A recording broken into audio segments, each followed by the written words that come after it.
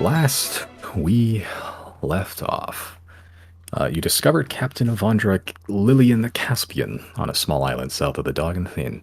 Mounting a rescue mission, you subsequently destroyed the corrupted anchor that plagued the island with purple, with some clever use of spells, including one that locked down one of my monsters for like 8 turns, and a long-range sniper rifle shot later. You managed to clear out the corruption presence as best you could on that island. Ivandra, apparently having had some connections with the High Priest of Len in Abethus, Lillian Birch, alongside other business you may have had in the city, Abethus became your next destination, using Polaris to fly across the Whaling Sea and landing outside the city boundaries, a good distance away. Uh, you walked the rest of the way into the capital of Rias, with Merrick opting to stay behind to watch the dragon and anyone else that may be in the area. There you made a pass by the big purse and checked the notice board. I'm going to turn down this music volume. That shit is too loud now. I don't know why.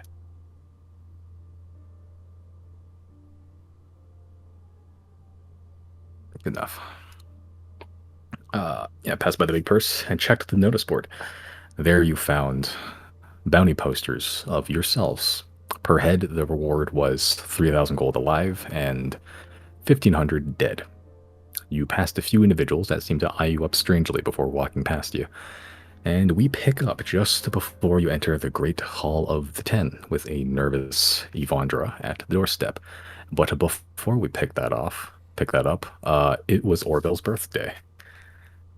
So, Jana, what would you like to do for Orville's birthday? I would like to bake him a little cake in the kitchen. Okay. What's the cake look like? It looks like the Skyrim sweet roll cake. With Okay, exactly like one you drew. Yep. And I'm assuming, and when I envision that candle, it's just like a regular wax candle. Sure. We'll say they just had some laying around, like every kitchen drawer. You just have like really old, like birthday candles from like 12 years ago sitting in the drawers. That's the thing that happens, right? Or I can conjure one. I don't trust Temporarily for an something hour. that catches on fire from Chris. Okay. Yeah. I'll say the cake's simple enough. Yeah, so you do manage to cobble it together. You spend the day prior planning it, proofing bread. Is that a thing that happens during cake? I don't know. You get the frosting, you get all the ingredients together to make for the fact that you made it in a flying dragon in an ice house with tools made of ice and magical fire. Like, it's a pretty decent cake with what tools and materials you had on you just at the time. And when it is all ready and prepared on the 44th of harvest, it is Orville's birthday. You ring the bell, I'm assuming? Yep. Okay. All right, so you ring the bell. Who's joining? Just Jana, or? I'll We'd join. canonically still be on the dragon at this point, right? You'd still be on the dragon. Yes, we're time skipping backwards just to get this one out of the way. There's no fish. Riley's going. Okay. I'll join. All right, sure. No. No, okay. Actually, no, I feel bad not going. Yeah, I'll go. Okay. All right. So you all gather in. Merrick doesn't know Orville that well, neither does Evandra. So they chill outside, but the four of you, the ones that have been procuring his services for the past like 3 months, 140-ish days or so. No, 100, almost 200 days. Better part of the year. Show up with a fairly simple cake with a one candle embedded in it. The frosting sort of just drizzled over top. It's fairly nice looking. As Oriel is manning the station at the front, goes, "Welcome to Theopon Rupol's Emporium for Potions and Portents. How may I assist you today, friends?" Well, for starters, we'd like for you to have a really great day Happy birthday, Orville. Happy birthday. You remembered my birthday. Mm-hmm. And then Jana pulls out the cake. Oh, Can I, I told you, Simon, I had baked 2 cakes. I'm just now forgetting like what I had planned in advance.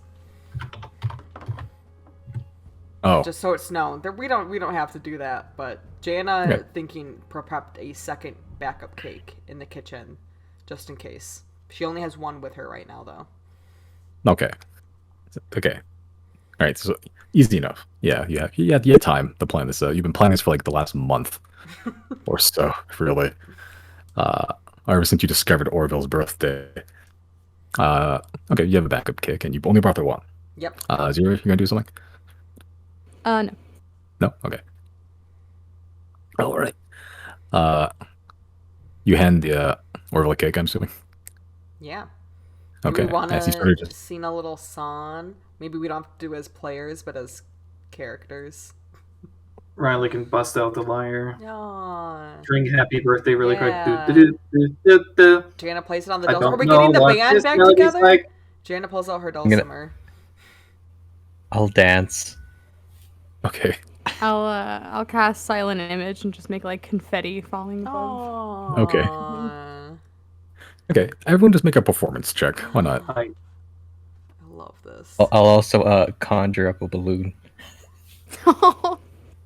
A single balloon. What color is this balloon? A balloon. Okay. Right, performance checks Oh from my everybody. God. 1 second. Roll 20. Yeah, roll 20 being weird lately on the way. Seems like they've been making updates, which are good updates. Yeah. Performance. I'm actually gonna quickly quit and come back into the thing because this shit's fucking slow now. Giorgio's gonna dance.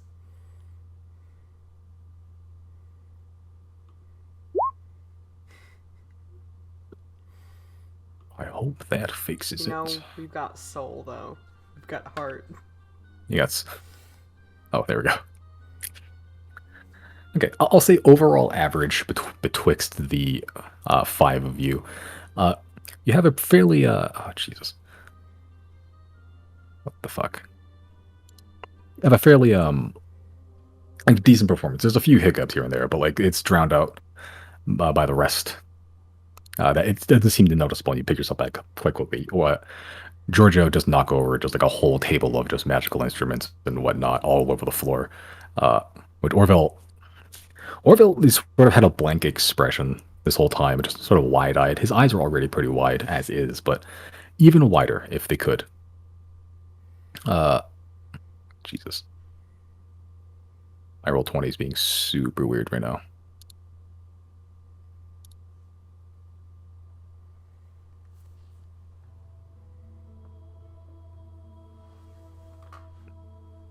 All right, whatever. You guys hear music right now? Yep. I don't hear Yep. shit. I'm trying to stop it and I can't. You guys hear music now? Stopped. Mm-mm. Okay. Okay, no music on my end then. That's fine.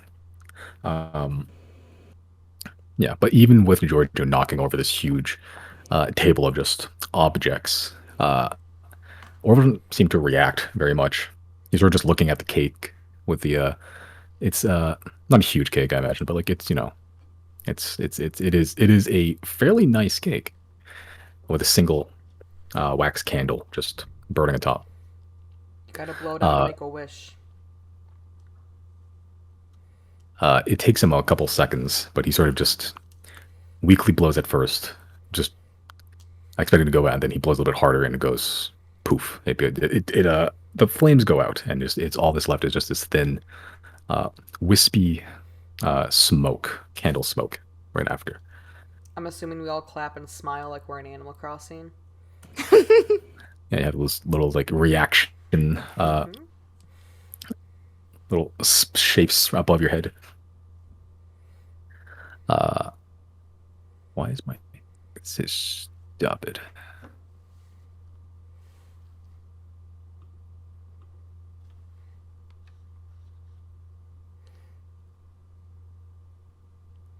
yeah, whatever.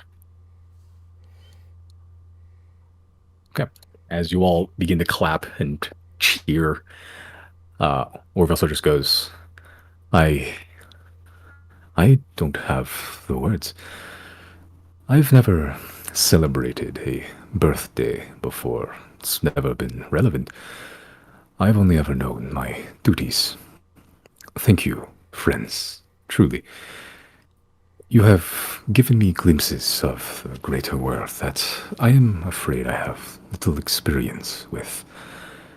Your stories, your customs, he looks at the cake, and your company. It's all been disorganized, chaotic, alien, and yet so very thrilling. The Masters Atneys have always kept a professional distance, and the reptile, well, he is a reptile. Riley audibly giggles. You are my closest acquaintances, and I hope to continue serve you well in your endeavors. And he sort of just wipes away his eyes a little bit. Oh, Jana hugs Orville. Okay, make a constitution saving throw. Really? He can't control his poison. Oh wait, don't I have advantage because elf? Alright, because gnome. Against magic, but I don't think this is not magic. This is just he's a poison dart for a humanoid. I think I still succeeds actually. Yeah, That's the power of you Take hug a him. risk. Yeah, power move. Yeah, you hug him and he sort of backs away instinctively, but then you've already like made face contact with him, so you're kind of the same height. He sort of just puts the cake down and hugs back Oh. away, and like your cheeks sort of feel slimy a little bit. I would wipe that off as quickly as possible. Jana like brushes her cheek.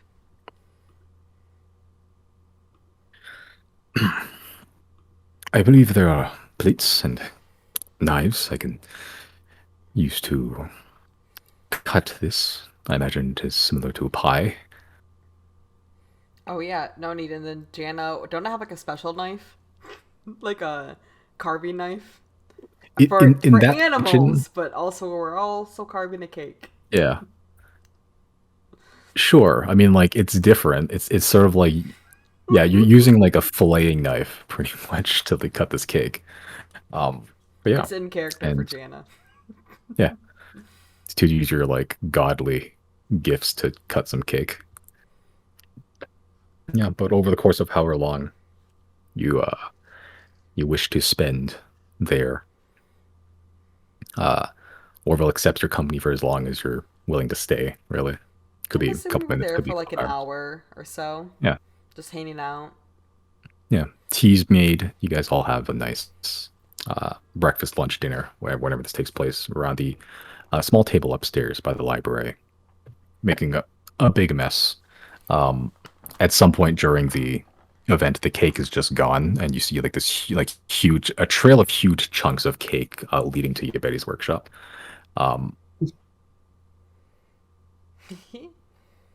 Do you guys, do the Atneys celebrate birthdays here for you guys? Or for themselves? No, the Masters Atney are they are business first. Nearly everything they do involves the Emporium as a whole. I've already seen them sleep myself. All work, no play makes something. But glad we could carve out some time for you guys, or for you today. And you bet he got a break as well. It's a welcome respite. I haven't had much of that. Ever, I don't believe. Do you know when Yeah. your Betty's birthday is? No, Do you think your Betty knows his own birthday? I don't think Yabetti knows his own name. Stands to reason. Yeah.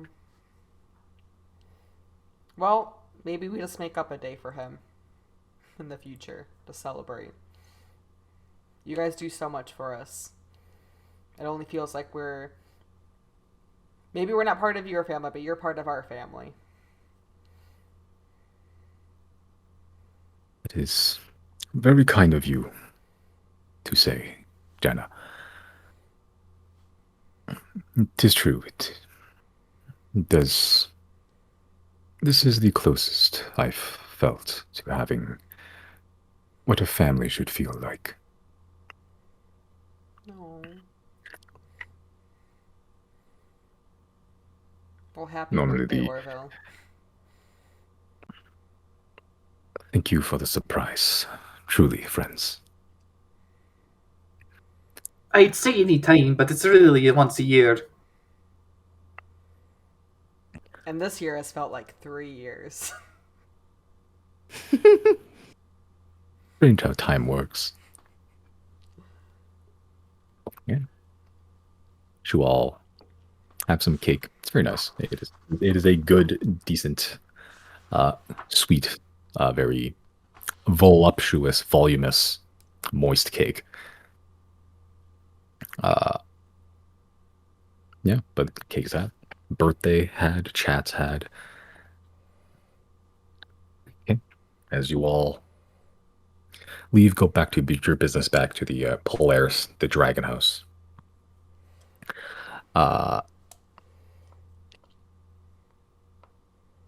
Jenna, join me in Sneaky Beaky. Oh boy! Who? Bowen? You, Me? Jenna. Oh. you. Oh. I made a friend. Okay. All right. Oh, God. Discord.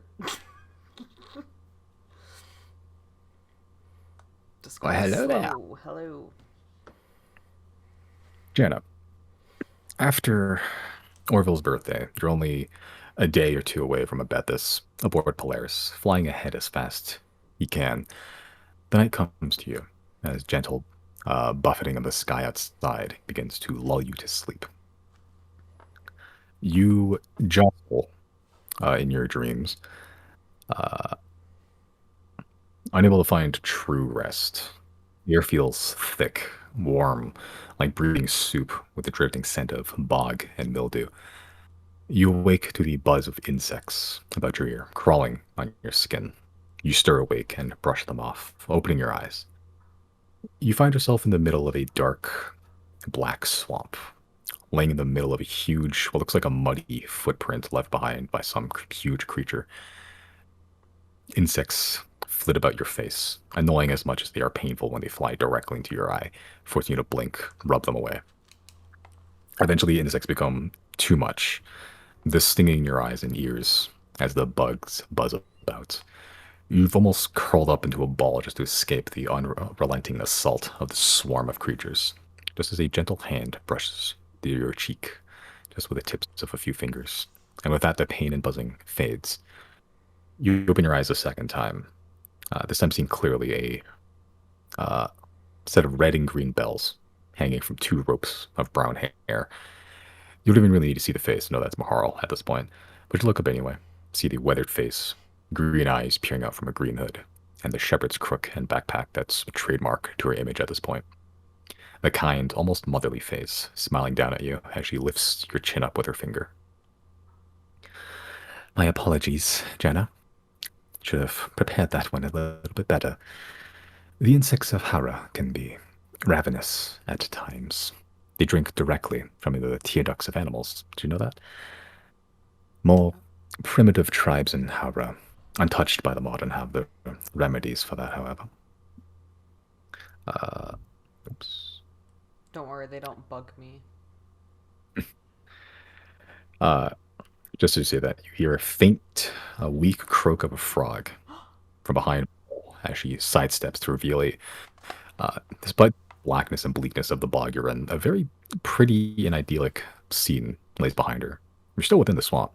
The jungle trees reach tall above you, greedily drinking in the sun, barely leaving any beneath the canopies and leaving what's left to fight with the trickles of sunlight that do make it to the fetid floor. In front of you, however, is a clearing with a single perfect ray of sunshine piercing through that darkness onto a flat stump of a felled tree. On the stump, you can see a small cage made of some sort of woven bark material. The croaker rings out again, its strength lessening with each cry.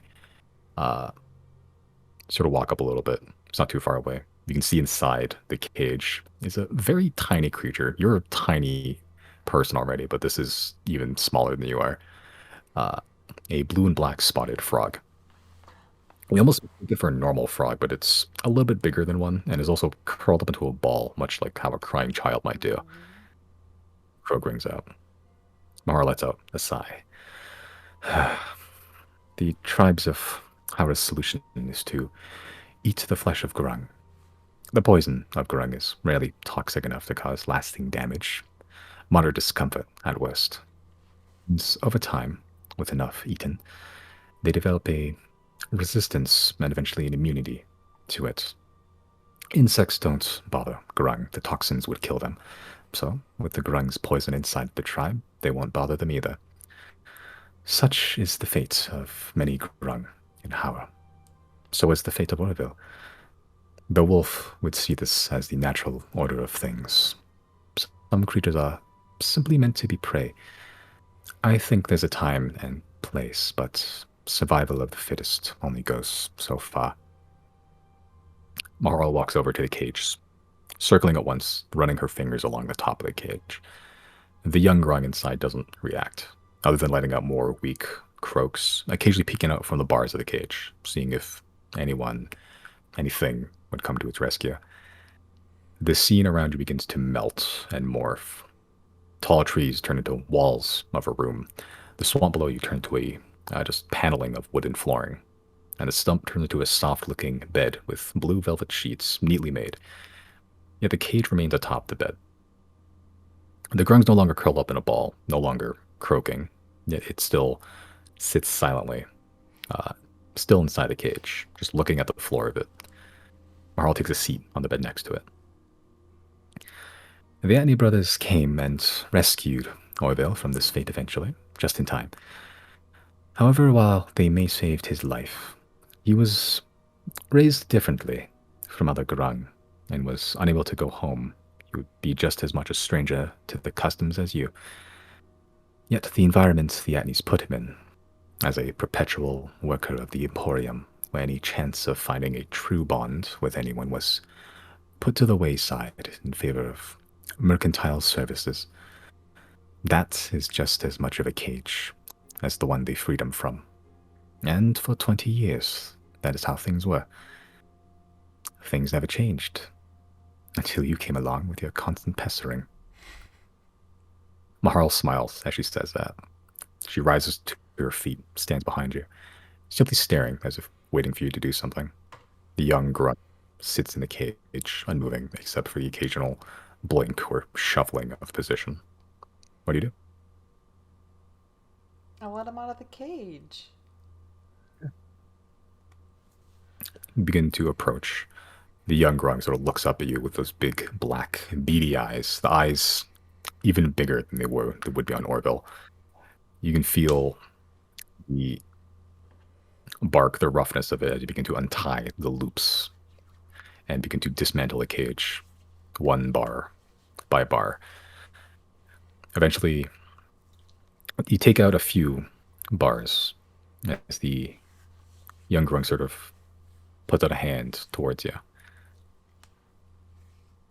I take it. Okay, you grab the tiny, tiny hand of this small little grung. Even with your small size, yeah, it's like the hand of a baby still. And you can feel your hand gets becoming warmer. Eventually, the image of the grung begins to melt almost into this, almost like this luminescent light that's almost too bright to look at. And as you look back, you can see that warmth has turned into your bow. You look at the shaft and you can see right above the flumph.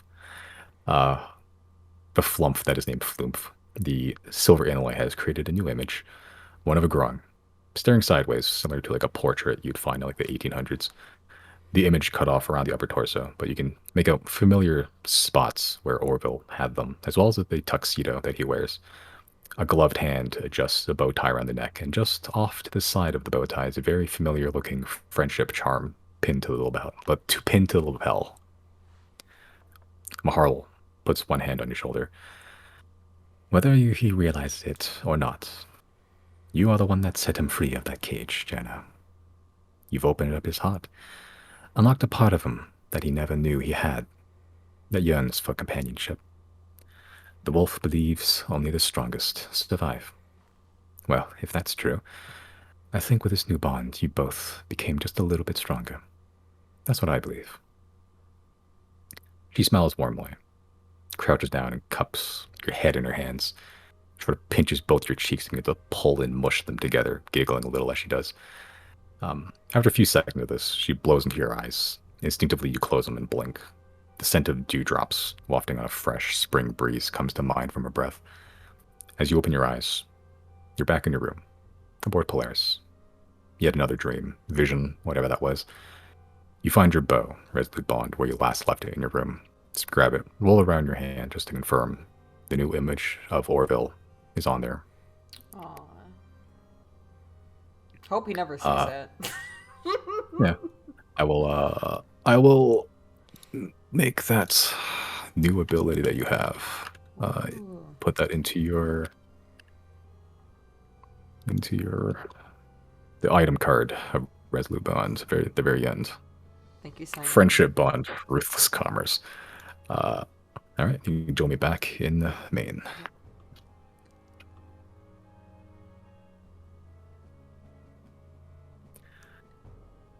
Baby Okay, Orville. okay. Baby Orville. Orville, but he's a baby. That's what happened. Remember when I used to be afraid of Sneaky Beaky, and now I'm just like serotonin boost. Wait, have you never had one of your own before? Me?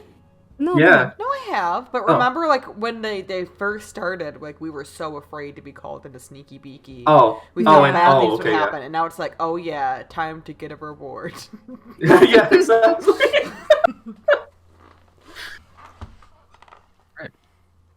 Orville's birthday concludes in the next 2 days, spent traveling back towards Abethus, landing just outside city limits and traveling about an hour or so into town. Oh wait, Uh, sorry. Can I say one last dumb thing? Just a real dumb gamer thing. It's like in Stardew Valley when you reach a new. I got an Orville cutscene after giving him a gift for his birthday. Oh. Thank you, Simon. hard I event. loved it. Okay, sorry, I'm done. It'll all be in the recording if someone else wants to watch it. But for now, you eventually do make it through the city of Abethus, see your wanted posters, see the strange looks that you get occasionally just walking through the city. Who's stealthing again, specifically? Me. Zero and next to one else, right? I will. I don't Okay. think I stealth. Yeah, was I just remember like- a couple of you mentioned specifically you didn't want to stealth, so Yeah. I think it was Riley. I don't remember what Janet did. Jana's just chilling. Okay. Me? Oh yeah, I think I was Yeah. chilled the whole time. Okay, yeah, so it's probably, yeah. Just So, yeah, okay, so, nuts. yeah, it Oh, was just next. sorry. That's how I left Jana before. When we actually leave, the last scene is gives him a little fist bump and says, "Just Nux." Just Nux. And he daps your hand with his hand. The knuckles. Hell yeah. Okay. And I think I'm also disguised self as well. Yeah, it's just a guy. I don't remember specifically. Yeah, where we jumping in? Because the last thing I wrote on my notes was we saw wanted posters for us. Yeah, if you found wanted posters while you're traveling to the Great Hall of the Ten with Avandra, you got some odd looks in, what is the place called again? The High Parish. A little bit. Just, odd looks, and they just walk past you. I forgot The direction they're coming from. If I didn't already, I might have already done it. I want to be a cat after seeing that poster, Okay, just I'll to allow it. avoid possibility of recognition. Okay, so you use your wild shape to turn into a cat. Just an everyday alley cat. Yep. All right. And as you follow, I'm assuming from like a slight distance, just weaving between things. Eventually, you do all make it to the Great Hall of the Ten with Avandra in tow, who still looking kind of fucked up, but tried to the best of her ability to like fix up her hair so it doesn't look quite as wiry and wild like it's normally been. But you're currently standing in current day, modern day, standing outside the big white marble archway of the Great Hall of the Ten, with the sort of rectangular, very large hallway, kind of, just like a like an amphitheater. No, what's the word I'm looking for? Atrium. That's what it is. That just connects to various halls, 10 of them, each for one of the 10 gods. Avandra sort of just looking around. Where would you like to go first? Do you want a leisurely cruise, or do you want to just get straight into it? I'll follow your leads. You guys already know where to find me. Any objections? I mean, I'll go there I guess- too. Sure, why not?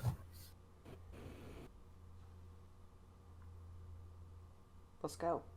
Just be careful, though, Riley, because literally that dude in that hall knows you by name, and you're kind of wanted. No, I'm sure Ungvar will be fine. There are things more powerful in this world than the law, Zero, such as the bond between fishermen. That's very true. I'm sorry for doubting you. Okay, so Riley and Chris going to the Hall of Waves. Zero, where are you going? I'm gonna go with Avandra because we haven't. I don't know how many of us got like exposed to the like corruption, but we haven't undergone any like greater restoration, right? We were waiting for this. I think Riley Riley's got been traded keeping us. Yeah. as well, I believe. Yeah. Okay. And Yeah, but- Riley healed himself fully. It hasn't come back. Yeah, and yeah, so the whole ever since the corruption where you got here, I think where the fuck is it? It's been like 2 weeks or so. Like give or take, like a little less than 2 weeks since you destroyed the corruption anchor. None of you had symptoms since. So if you've had some time, you're probably fine. Okay, I'll go with Avandra anyway. Okay, Jenna. Yeah. All right, so Hall of Waves and Avandra. Start with the Hall of Waves first. As the two elves just marched their way further in to the Hall of Waves and find this idyllic pond. It's a little bit in. It's pushing evening, more afternoon, as you do find a very large pond with a central statue in the center of a man with a trident. And you see another man with a trident. This familiar. Oh, Jesus. Oh, Jesus. Oh, Jesus. Familiar to you, Riley. Half-orc man with rippling muscles, no shirt, no hair to speak of, missing the right leg, which has been replaced with a large wooden stump, and like a vicious-looking shark tattoo on his back, and doing his usual routine, just throwing this fairly long, huge trident with at like Mach 1 to this lake. High Priest Ungvar. As Chris cracks open a tab. Sorry. I was waiting until no one was speaking. No, that was satisfying. Thank It you. was great. That was like the most perfect like a can opening I've ever heard in my life. Thank you. Had the All perfect right. amount of fizzle and pop. Without words, then, Riley's just gonna chuck his spear into the thing as well. Okay. Try and snipe. Do I have a macro for that? No, I don't. I think it's just a strength check, right? Yeah, just make a strength check, add your proficiency bonus because you are good at fishing. Oh, so should I just make a fishing check then? Sure. Yeah, why not? Nice. Okay. As you tie a rope, what level rope you may have left, to one end of the trident, you just walk up to Ingvar and just huck the trident in. You're not sure if it hit anything, but you do pull up and you caught it like a sizable fish. One that would probably feed you and your friends for like a day. Pretty well. Pretty large. Mm. I'll say add 3 worth of fish into your inventory if you'd like. Sure. As Ingvar turns to you. I recognize that trident anywhere, Riley. Ungvar, it's been too long. Too long it has. It's been a month. I Give or think take. a bit longer than that, I think. Time goes slow or fast depending on the catch of the day. This is my first catch in many days, my friend. Oh, it feels so good. Riley, I have some questions for you. Kingfisher Riley, is that you? I think you and I both know that Kingfisher is a little bit of a hyperbole for me. After all, I still can't throw a trident quite like you can. Well, it seems you're getting the hang of it, regardless, and also getting the hang of crimes. Big crimes. Oh no, Yeah. that's a misunderstanding. The Grand Arbiter, as it were. Wait, well, hold on. Does Riley know that it's the Grand Arbiter that put out those posters? Misty did bring that up during. You can make your own assumptions about that. Oh, in that case, I'll roll that back one. Crime? I don't remember committing any crimes. Fraud, other things that seemed like big crimes. You Fraud? were- I don't have a copy of the bounty posters on me, but it didn't seem like something you would do. I just wanted to make sure. Well, how do I even respond to that? You know me, Ungvar. I'm a man of heart. At least I believe myself to be. And most of all, I'm a man of fish. You can tell the integrity of somebody by the way they treat fish, and I can say with great certainty that you are a good man. So, hence my confusion when I see a 3,000 gold bounty on you or someone that looks like you and has your name's head. He sort of looks over to Chris. Chris, what are you doing at this time? I'm gonna poke the Elderfrost spear into the water. Okay. Yeah, it does freeze like a good amount of it actually. It makes this huge like a patch of ice on top, in like probably in like a 3-foot radius. Umvar sees you doing this and he's like, freeze, don't freeze the lake. It messes with the fish's hibernation. Come on, Why don't Chris. you the other fellow on the bounty poster?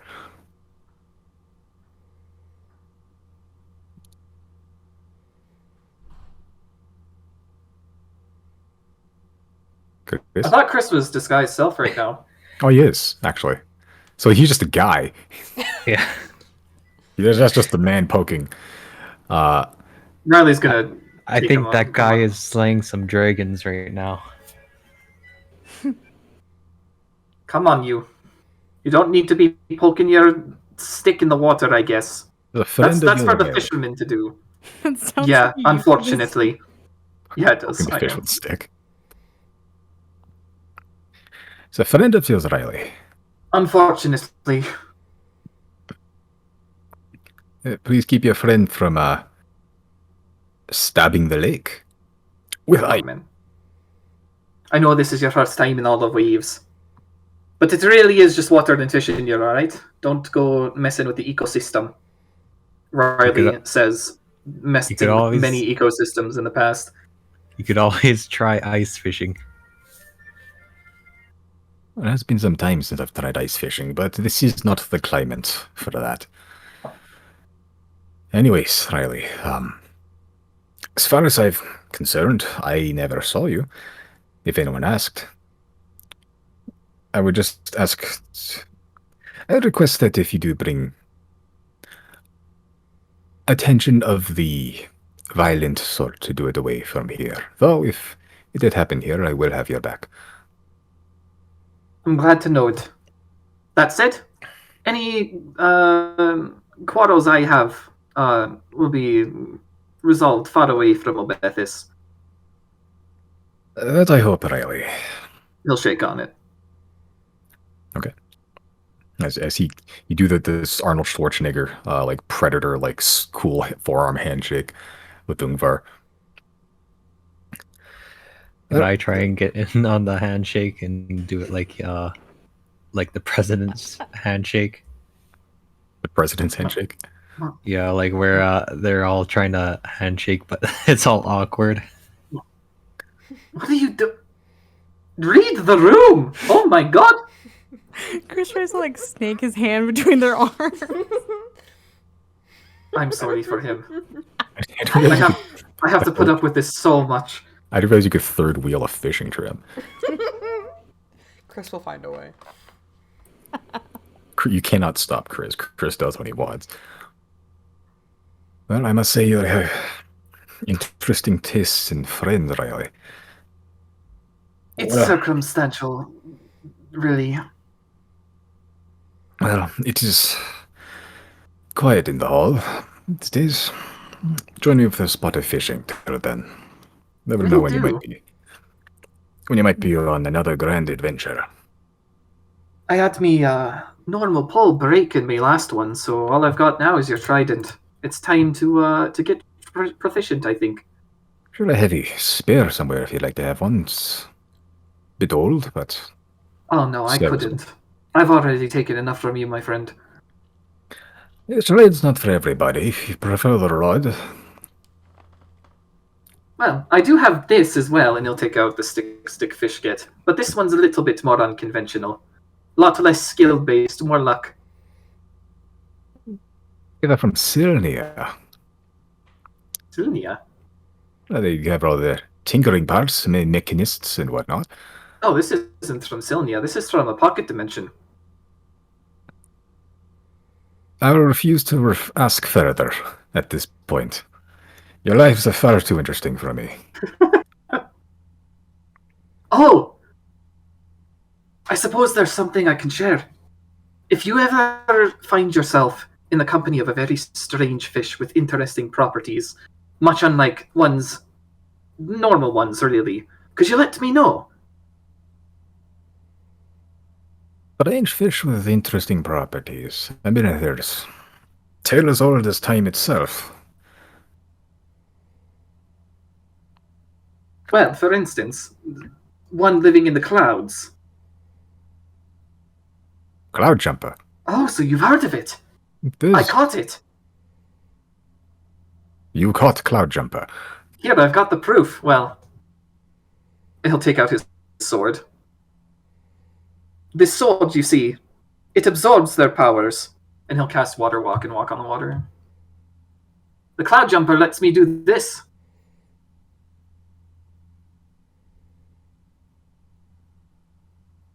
You absorb the power of fish of legend. It's neat, right? Like It I almost said, your sounds too good to be lives, true. like I said, your lives are far too interesting for me. That being said, there is, out of idle curiosity, there are a few tales of fish in the seas, fish in the rivers, the clouds themselves. I believe there's tale of a colossal shrimp I've been saying. That's the one that broke me rod! Rhymebreaker. What did he say? Rhymebreaker. Rhinebreaker. Rhyme? Rhyme. line. Rhyme. Oh, R-I-M-E. Rhyme. Rhyme, okay. If this is as you say, then there'll be some fish of legend that perhaps exist, and perhaps you may be able to catch themselves. There was another one that was it gold or silver? I don't remember. It was gold, right? I believe you caught. I don't remember. It was one of the shining ones. I Yeah. found a really sparkly one in a bog in near Silmia. I caught that one too. Just one? Just the one, yeah. Should be a tween somewhere. Oh, Came in pairs, that one. Well, that's what the stories say.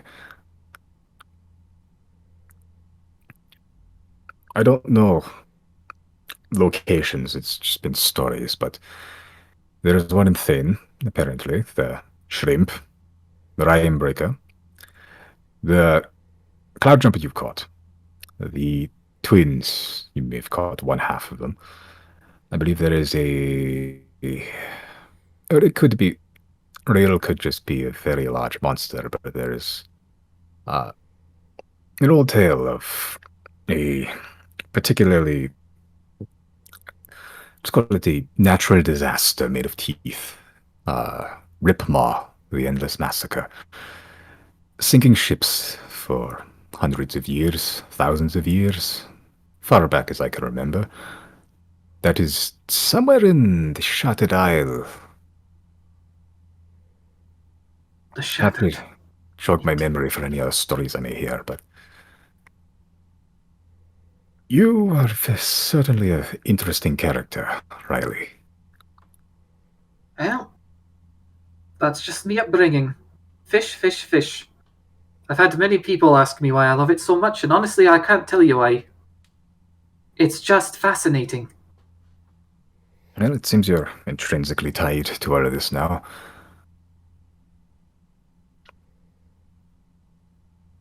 And that's why I like this place. Well, enough about legends and posters and bounties. For now, let's just enjoy the company and enjoy the water. I agree.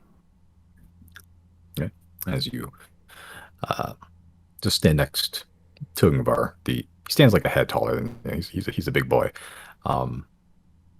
Just fishing, just chilling, chatting for however long you like. Chris, you can do whatever you want. Try and catch a fish with my hands. Make a dexterity check.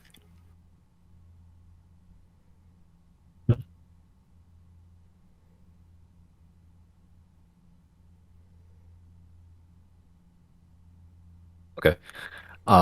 It takes you a while. It takes you a couple of attempts, but you do get like a small fish, like one that's like sort of like weakened and wounded. Like, just like the size of your palm.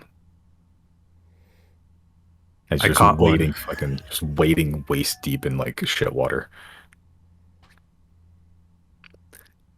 Add one wounded fish to your inventory if you'd please. Okay. Okay. All right, while that's happening. Jenna, 0. You guys are heading towards the Hall of Light, I'm assuming. Mm-hmm. Okay.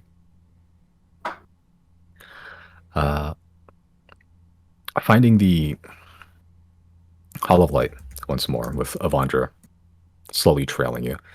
Sort of perfectly bright marble white interior of it sort of greets you with this with a nearly completely glass walls and ceilings, letting in as much natural sunlight as they can. The wall opposite from the entrance has the 2 doorless entrances to other rooms with a ziggurat-like podium in the center. Sort of sizable circular pool of holy water still lays in the center of the room, and the 9-pointed star of Len adorns both the bottom of the pool and the podium, both engraved in gold. 0 sort of brings back memories and smells of burning flesh, just sort of being in this general vicinity. You were in that pool not that long ago. I mean, flashback 0. Are you gonna be okay? Yeah, I'll probably be fine. Hall doesn't seem quite as busy as you've seen it before, which would have been at its busiest during your cleansing. 0. See 4 people in there right now. Wait, I'm sorry. Can you go back to that? We were doing like the biggest cleanse probably of a lifetime during like rush For a while. hour. It's just like there's just like During, it was like, the dinner rush. like you know, like it's just like it had to call in a lot of favors. Or Oh, that like okay. calling somebody and just like there's just a lot going into it. Okay. Yeah. You see 4 people in there right now. 3 of them are just various people in yellow robes. They're just cleaning the brick and marble and refilling their braziers with fresh coal and tinder. So just each in the corners of the room. Otherwise, just doing maintenance. The 4th person you see is an older human woman with fiery orange hair that ties in braids around the head, wearing some tough-looking chainmail armor and adorned in a decorative yellow tabard with a 9-pointed star in it as well. Sort of just leaning against one of the glass walls, reading through a thick book or a ledger of some sort. What do you do? Jana looks up in Zero in cat form. Oh, I forgot you're a cat. What's Avandra doing? You look around, you don't see Avandra. Did we already walk into the hall, right? Yeah, you're like at the entrance to the hall. Yeah. And she's not inside the hall. Nope. I'm gonna turn back out and try to find her. Where'd she Okay. go? Yeah, it's not hard. You go outside and you just turn to the left. She's currently like back up against the corner, like right outside the door. I'm just gonna approach her and be like, "Hey, you good? No, I'm not. What's going on? What's going through your head? Talk to me." It's been 30 years almost, and it's haven't seen, haven't written. Jana's gonna like rub up against her legs like a cat would do. As like support, emotional support. How did this cat get in here? Don't worry about it. It's okay. She in there? She was right. Yeah, I see. Yeah, you remember her. Yeah. Yes, she is. I'm sure She's- she'd be really excited to see you, and the Hmm, longer you wait, the more awkward and painful this might be.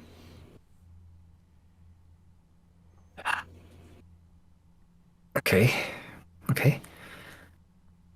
And I mean, you know I've- better than I do, but she seems like the forgiving type, maybe. We didn't. I mean, it was a mutual separation, but it wasn't the cleanest of separations. Well, if nothing else, you know, she'll be civil, so. Okay. I faced a dragon. I can do this. Yeah, you can. Okay. And she sort of just slaps her cheeks a little bit, turns the corner, and sort of just walks in. I'm gonna like bump her with my elbow a little bit just to like hype her up and get her blood flowing and just follow her, I guess. Okay, following her in. Yeah.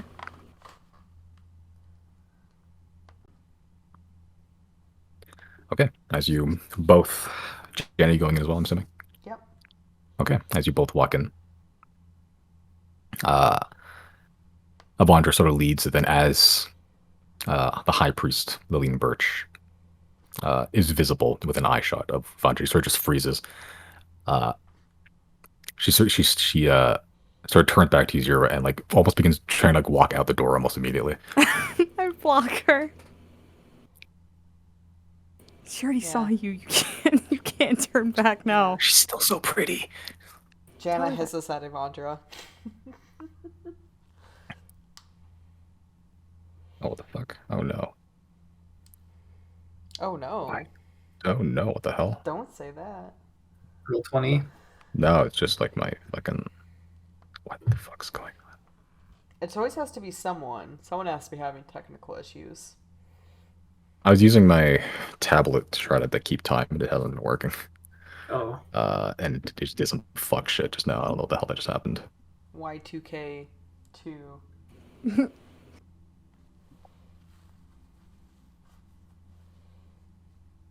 I don't know what just happened, but whatever. Let's refresh. It's fine. Okay. As you both body block Evander from leaving again, she just sighs one more time and starts walking towards the high priest.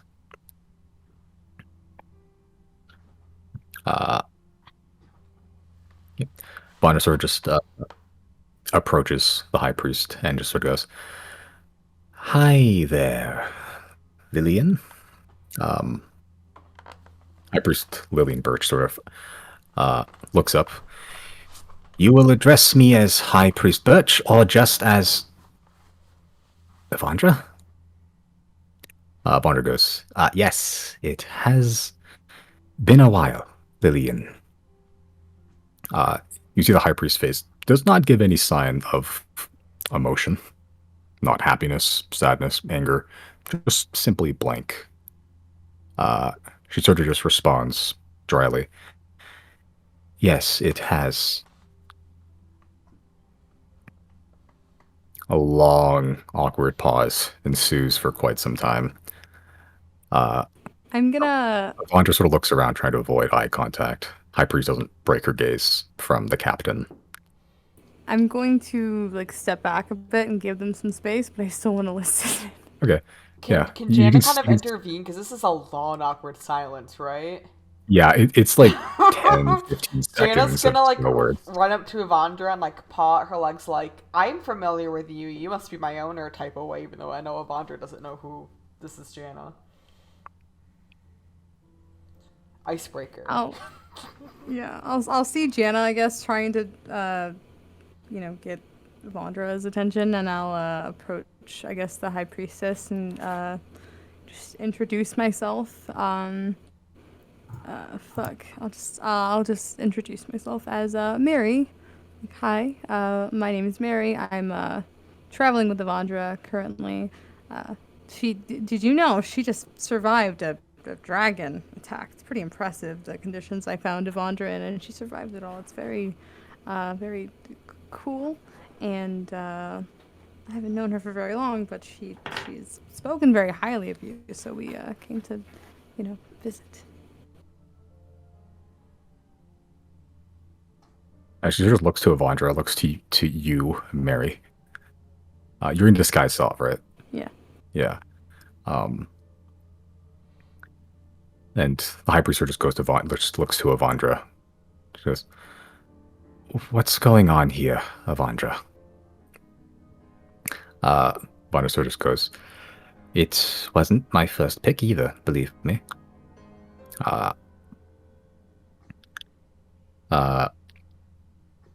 Lillian Birch sort of just looks to you, Mary. Looks to Evandra. "So why come at all?" Sorry, go ahead. Evandra sort of just looks to you and just goes, "Mary convinced me to try to make amends." Yes, seeing as Evandra's time traveling might have come to a halt at the moment, I recommended it was a good time to maybe take inventory and tie up some loose ends here and there. She did have a near-death experience, so again, she spoke very highly of you, and we honestly, my party and I did not really know where else to bring her, seeing as that she's unable to travel right now, but we did want to come say hi. Sort of looks to Evandra again. "You can't travel anymore. You came here to try to get something from me." Fuck. Evandra just goes, "No, of course not. Look, my ship went down," and Lillian interrupts with a raised voice. "The ship went down again. This type of thing happening is exactly why I told you to get out with me. You were going to get yourself killed, and you couldn't care less. Look, you already lost your arm. I offered you a chance to come with me. We could have had a life together had you just listened." Evandra interjects with a raised voice as well. "And what life would that have been? Be little good priestesses and get a cushy little job? Clean the windows daily and between scrubbing the floors? I wanted to see the world, Lillian, and in those 30 years I did. I've seen krakens, I've seen dragons, I've seen wonders you only hear stories about. I've been to places that we promised each other we would visit someday. The other priests in the room they're still working, but you can see kind of overtly they're just doing the same task over and over again while just listening in on what's happening right now. I'm staring. I'm trying to not look at both of them, and I'm like whispering like fuck, fuck, fuck under my breath, and I'm just like staring at Jana because I don't know what to do. Lillian almost fully yelling at this point. So what are you doing here then? Come to taunt me? Tell me all the things I missed? Or maybe you just want to get something out of me? This ship you were on crashed again, so maybe you just want a place you can freeload for a bit. And I was the first person to come to mind. Avandra sort of exhales heavily and slows down. No, well, yes, actually, but that wasn't the main reason. It's just, look, my ship was attacked by a dragon, as Mary said, after transporting some clients around, and I was so scared that I literally pissed myself and it froze to my leg. I was plummeting out of the sky. Everything I had, everything I earned in the past 30 years, I was about to lose it. Could have thought of anything. As far as I was concerned, these were my last moments. But my only thoughts were just how much I just wanted to talk to you one more time. Lillian recoils a bit. Her posture doesn't relax or untense, but it is noticeably less aggro than before. The three other priests in the room at this point have just gathered in a corner and just sharing snacks between themselves, watching this all. Lillian sort of just goes, well, you have now, but it's been 30 years. Avandra, I have responsibilities now. I can't. Avandra interrupts. We can't go back to the way things were. I know. I wasn't going to suggest it. We're just two elderly ladies, both different people with different priorities in life. That when we separated. I guess just more than anything, as Mary pointed out, I'm not going to live forever, especially with the life that I chose to lead. I just didn't want any loose threads hanging before I kick the bucket, you know? Lillian responds, yes, I suppose. I thought you died out there, to be frank. Early on, a part of me was always hoping you'd change your mind and just walk through those doors to me. I stopped holding my breath after the 5th year. So, despite everything that's happened and all the time that's passed, it is still nice to see you, Ev. Lillian's eyes widen and puts up a hand to her mouth. A wry smile stretches across Avandra's face. Ooh, calling me Ev again. Just like that? Are we back to nicknames now, Lils? Avandra. No, sorry, Lillian. No, Avandra. That was just a slip of the... a few giggles and chuckles from the three priests escape, but are quickly silenced when the high priest just shoots the nastiest, glare at them before yelling, think this is funny, do you? I bet I keep you 3 overnight and make you clean the latrines. Back to work! The 3 priests immediately pick up their brushes and sponges, get back to cleaning vigorously. The high priest turns back to Avandra with a faintest creep of a smile out of the corner of her mouth. So, the Hall of Light will provide shelter to you and to Mary for as long as you require. Until then, what do you intend to do, now that you're a captain without a ship? Bonneser just goes, well, I can tell you how I lost my arm in private. Lillian sort of goes, if by private you mean in a break room at a table with teas in both our hands, by all means. The high priest begins to just turn and heads down one of the hallways, sort of out of sight. Vondra sort of looks towards you. And the shooter double thumbs up and just whisper like, "I'm gonna go catch up with the crew. I'll try to catch you before we head out, but good luck." I think that went better than expected. Yeah, I think so. I'm not really much for talking to anybody, but I'm glad I didn't fuck it up that much. You did good though. You did great. I think I'll be okay for a bit. Weird. I didn't really think about life without an airship, or a ship generally, I suppose.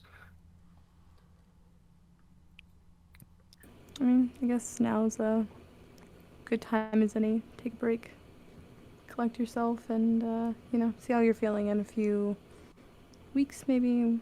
See if you can bounce back. I don't really have a choice, but yeah. Hey, thanks for bringing me here. Thanks for risking your reputation and life to get us to Thane. So.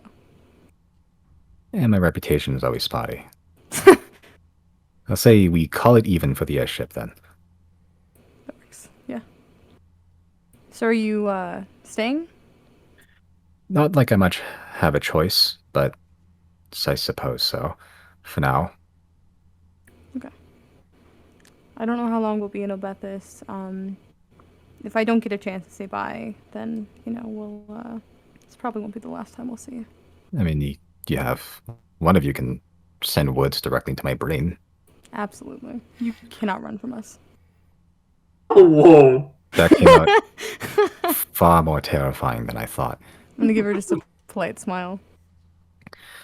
Hey, if I ever get a airship at all again, it's yours whenever you need it. Not that you need it. You have a dragon, but in case the dragon dies. Thank you. We'll see. And if you ever need, I don't know, I guess we provide a variety of services. Just, I don't know, give us I don't know how to reach us, but we'll contact you if you need anything. I don't know. I'll just think really hard and hope that works. Yeah. Just astral project. It's fine. Everyone can do it. It's fine. I know those two words separately. I don't know what those words mean together. And you know where to find me if goodbyes or a quick getaway needed. Oh, I don't have an airship. Sorry. I guess I will leave you to it then, to enjoy yourself with Miss Lillian. Yeah, have a lot of catching up to do. I'm gonna give Avandra a hug. Aww. She hugs back with the arm that she does have. That's still functioning. We didn't get her robotic arms fixed yet. Okay, she gives you a hug. Gives you a nice old lady smile and sort of walks down the same hallway that Lillian went down. What's Jana doing? What is Jana doing? Jana meows at 0. How close is the pool of water? Pretty close. Like 5 feet, 7 feet from you. It's not a huge room. What do you want to do? A What are you sweet front fucking flip? doing?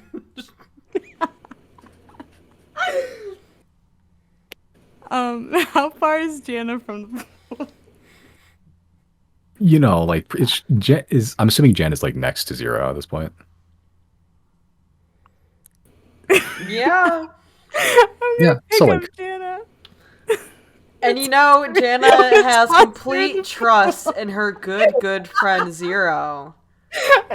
I'm just That she wouldn't think anything malicious might potentially happen right now. with just a pleasant smile on my face, I will pick up my little friend Jana and I will walk away and then very gently underhand her into the pool. Okay. Why?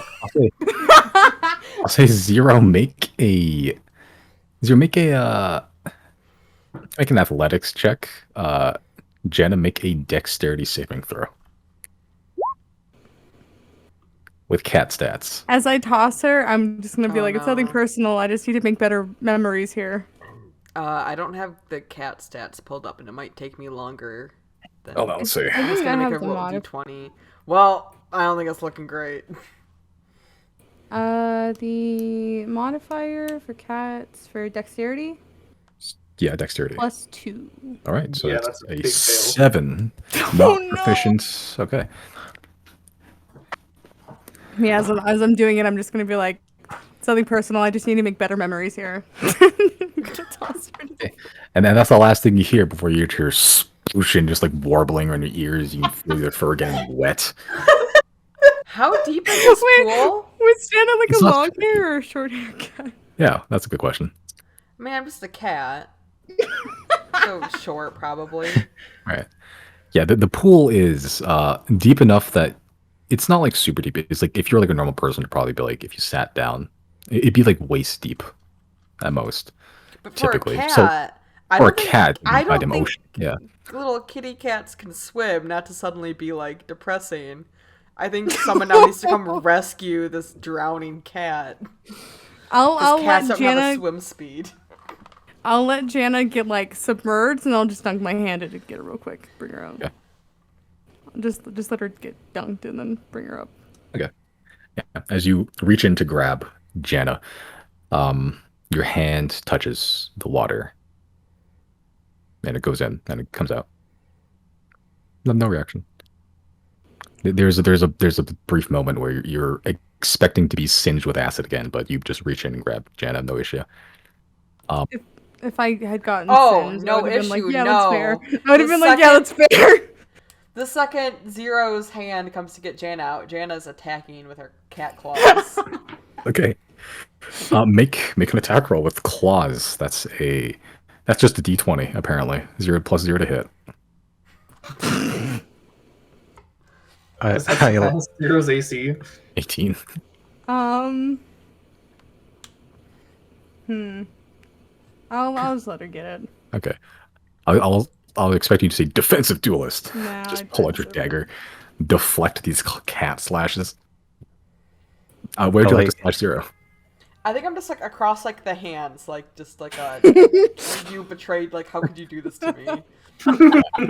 Zero, as you pull out Jenna, it's like pulling out like the Tasmanian devil from like Looney Tunes, and like your hand just gets scratched the shit out of it. And like in like 5 minutes, it's gonna have those like weird bumpy marks afterwards over the scratches.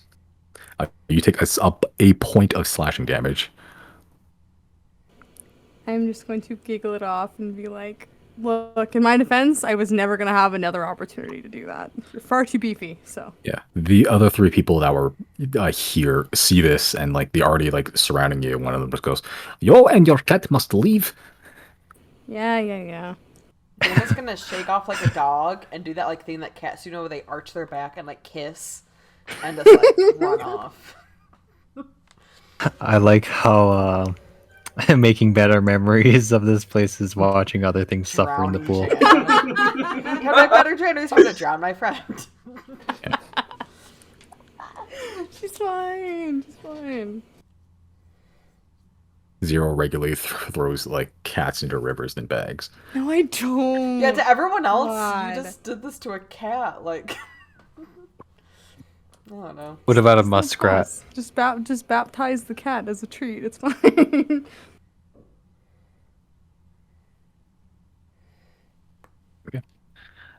As you are ushered out of the Hall of Light. I think it's probably a good question. Riley, Chris, how long are you going to spend in the Hall of Waves? No, until Riley's got a decent haul. See if he can win against Ungvar for once. Okay. And if he can't, that's fine too. Just make a fishing check. I'll make one for Ungvar. Oh shit. It's honestly hard to tell but because you're fishing up a goddamn storm, even with like the trident that you have. You're just throwing in and out, like every single time. Like a pretty large or sometimes multiple fish just get impaled on the thing, and Var's getting nothing. Like occasionally, like like one catch, two catch, but like he does not catch a whole lot, and you're there's a part of you that's unsure whether you beat him or he let you win. But you have more fish than he does. He's gonna narc on you out of spite. Also, let's say this takes up like the better part of 45 minutes, an hour or so. Sounds good to me. Okay, as after the end of this contest, Chris, what are you doing during the hour?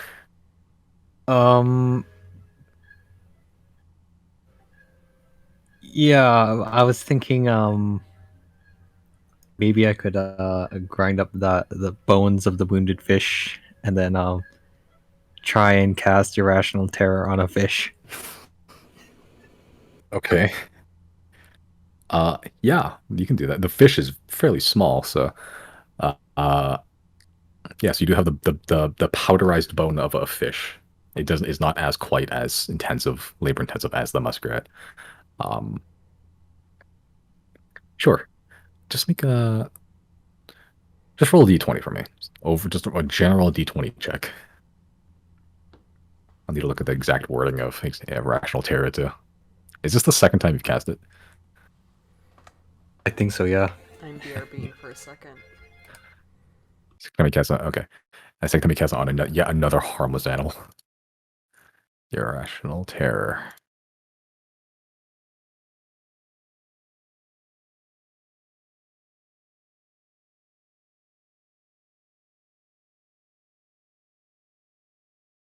Okay. So a fish needs to roll a charisma saving throw. A fish. It fails. Yeah.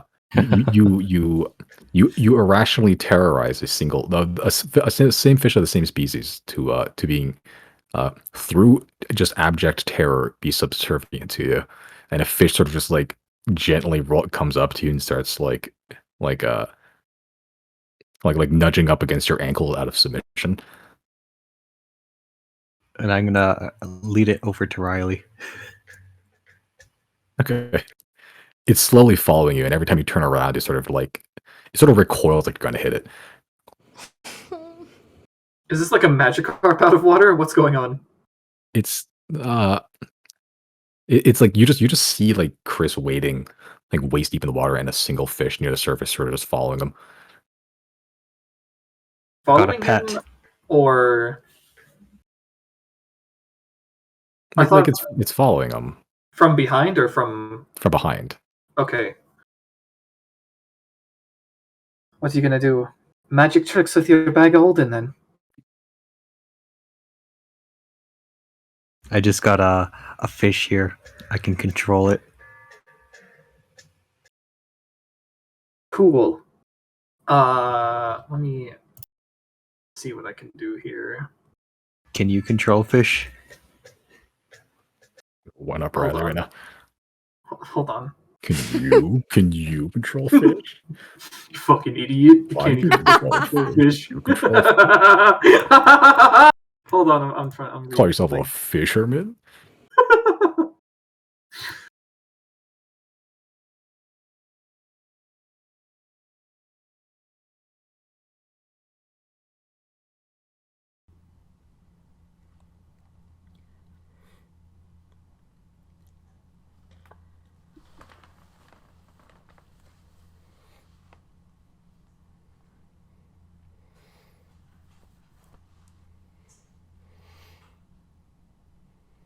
No, Chris, I can't control fish, but I can do this.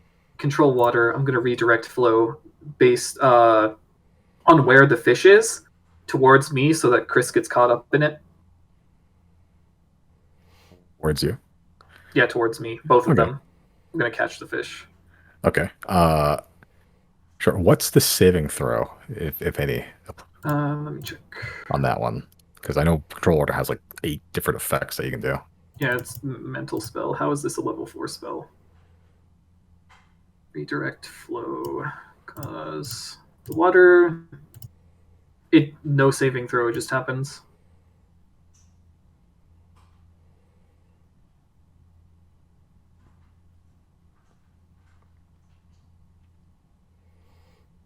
Although, if the water has to flow over obstacles, I don't know if Chris is an obstacle. Yeah. He might It not doesn't get on that. doesn't really specify that In general, that Chris is idol. an obstacle. True. Yeah, in that case, I'll just start from where the fish is and try and bring the fish towards me. Okay. Yeah. So like it's the flow isn't like strong enough to actually like it's really not a whole lot of flow, to be honest. It's like a pond, but like Yeah. yeah. So I'll say like yeah, you do manage to like pull the fish. Like the flow isn't super strong, not like a riptide or anything. We do manage to like to just like force pull this fish towards you just slowly, and as it's sort of getting further and further away from Chris, it's with more effort trying to get closer back to him, in fear that he'll be punished if he doesn't. Uh, so it's fighting your flow until eventually it does get exhausted. It exhausts itself trying to get back to Chris, back to its master, if it will. And eventually, this tired, exhausted, almost corpse-like fish just plops near you.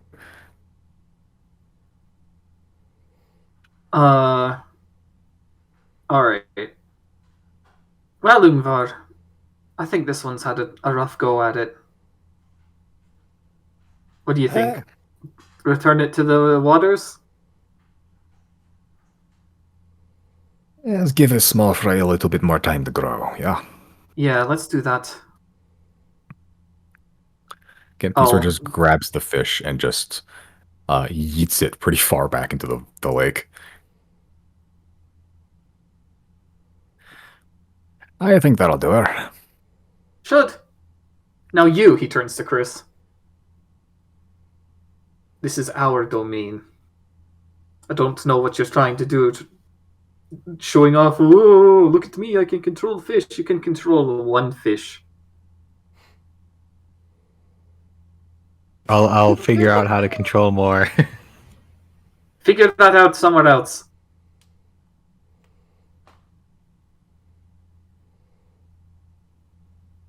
And Maybe at the Hall of Knowledge, I'll go there. That's a good idea.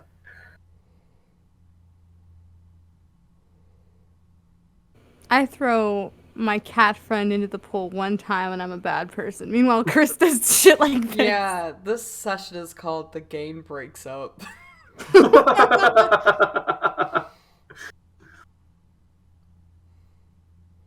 Honestly, he's a decent fellow, but he has no respect for fish at all. Zodiac Civil War.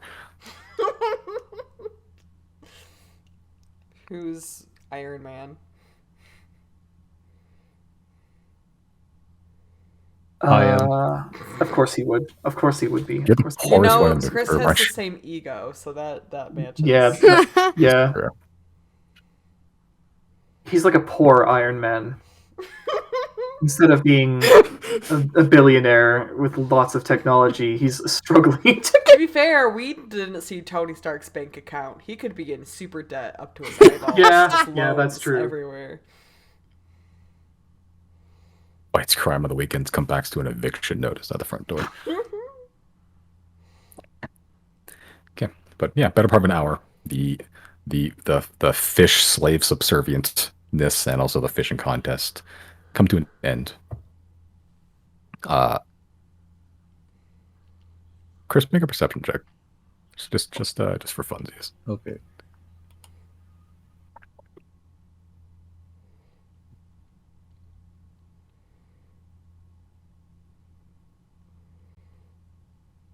Okay. Sure. As Ingvar says his goodbyes to you, Riley, and you sort of pack up your fish. Let's say you add 25 worths of fish to your Sure. inventory. It's a good amount of fish, good haul. It's a very good one. Chris, as you're about to leave, you look backwards and you see the subservient fish come back to you, found its way back to you, kind of being yeeted into the middle of the pond. It's still subservient to you for 24 hours. Would you like to do anything with this fish, or would you just like to let it be? Yeah, I'll let it be for now. Okay. Yep, and you just sort of walk away, and it's sort of like trying to find ways to get back to you, and it's sort of panicking a little bit until eventually you see it exhaust itself again. And it's just sort of starts like floating to the top, exhausted. Might be like that for a while. You sort of just leave. Yeah, say eventually you all meet up in the center after an hour or so.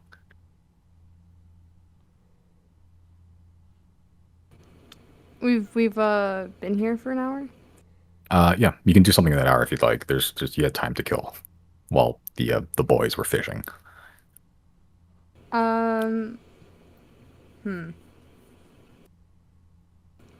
I can't think of anything I want to do right now, but I just know around the hour mark before disguise self runs out, I do want to find like a dark corner and then cast it again. Okay, no, that is true, Chris. Actually, your disguise will be running out as well.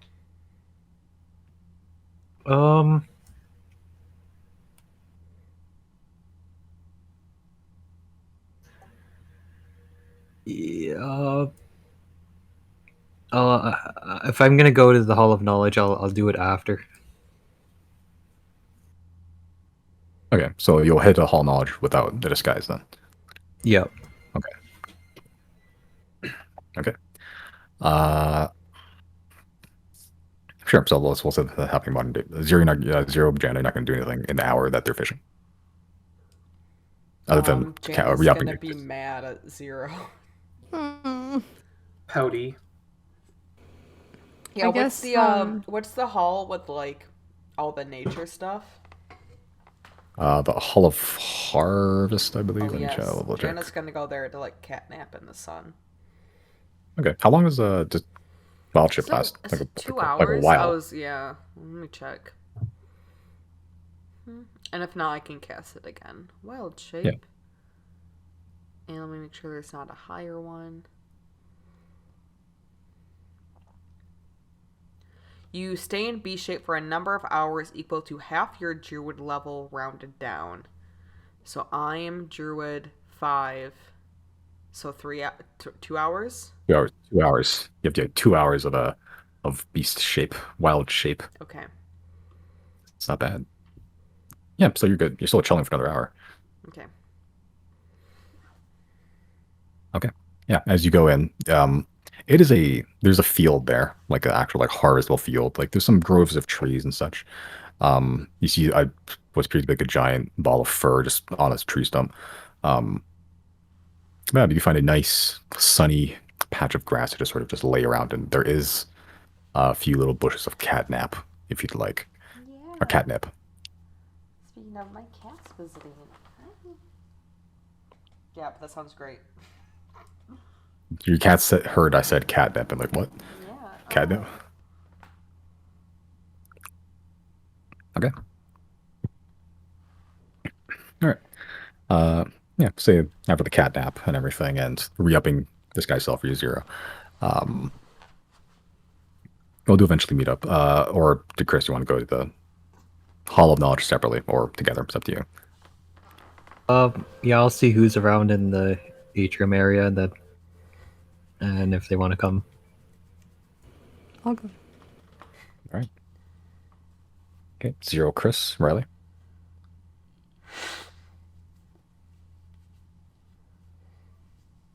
Riley. Oh no, is he gone? I guess he is. Okay. Jenna, would you like to go to the Hall of Knowledge? Sure. Okay. There's no water in there, right? No. Yeah. I would really didn't want to go to the fishing place because, Oh, a lot of dead trees. great. Okay.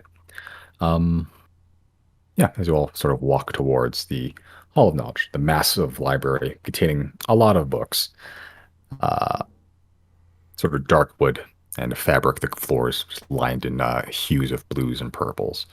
The banisters have these large flags, I guess they're called, that have the symbol of Cook's here, book and quill. Yeah, and you see right at the like what looks like a secretary desk, a halfling man, light brown hair, tied up in a man bun with a sweet soul patch, uh, dressed in like a scholarly robe of a deep purple coloration, uh, with a symbol of Cookseer stitched into the back with light blue threads. Wearing a pair of spectacles that looks like he got a second pair that's been like slightly tainted, or tinted black. Um,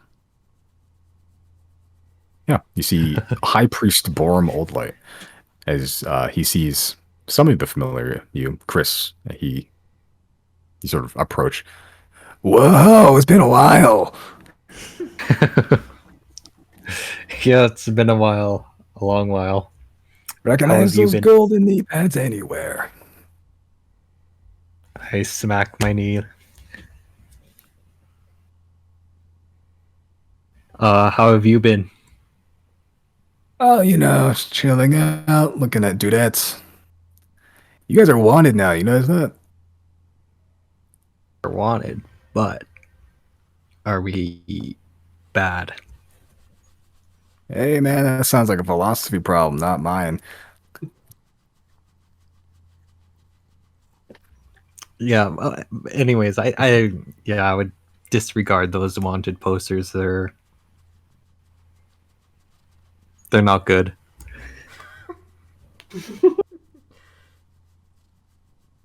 Duly noted. So, you guys walked into a library seeking knowledge, I suppose, with some new friends. Yep. And a cat.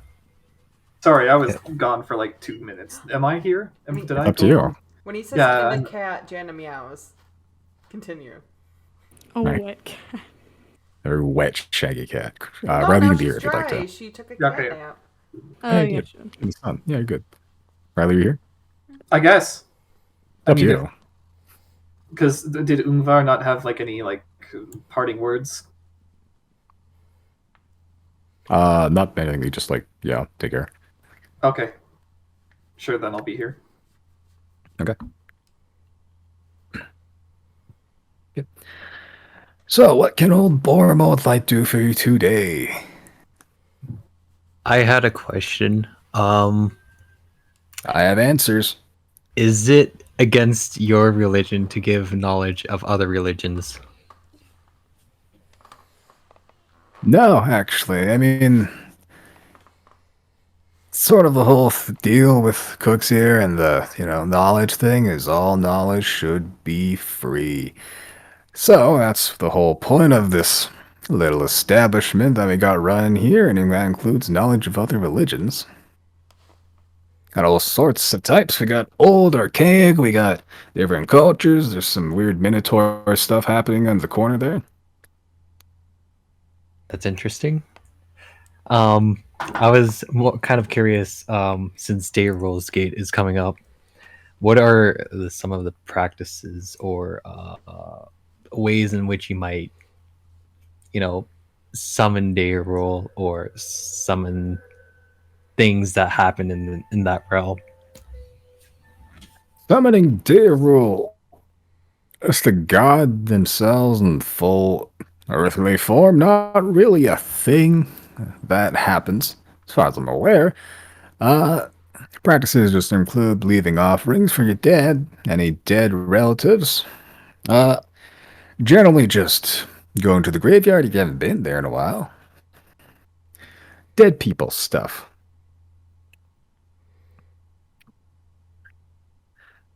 Interesting. Okay. Are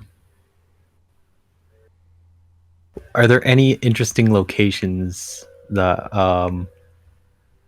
might be worth noting for Day Rolls Gate, like supernatural events happening or known to happen? That is beyond my purview, at least off the top of my dome. You can try looking around at the library if you really want that sort of information. Yeah, maybe I'll look around for that. However, do you know of a, a knowledge, a being who? Do you know of a Zal? Zal is the name, right? Yeah. Just all. No, it sounds like a cool dude. think I knew Zal in college. Well, we met this knowledge-giving fish stingray type thing. It was very interesting, like very ancient as well.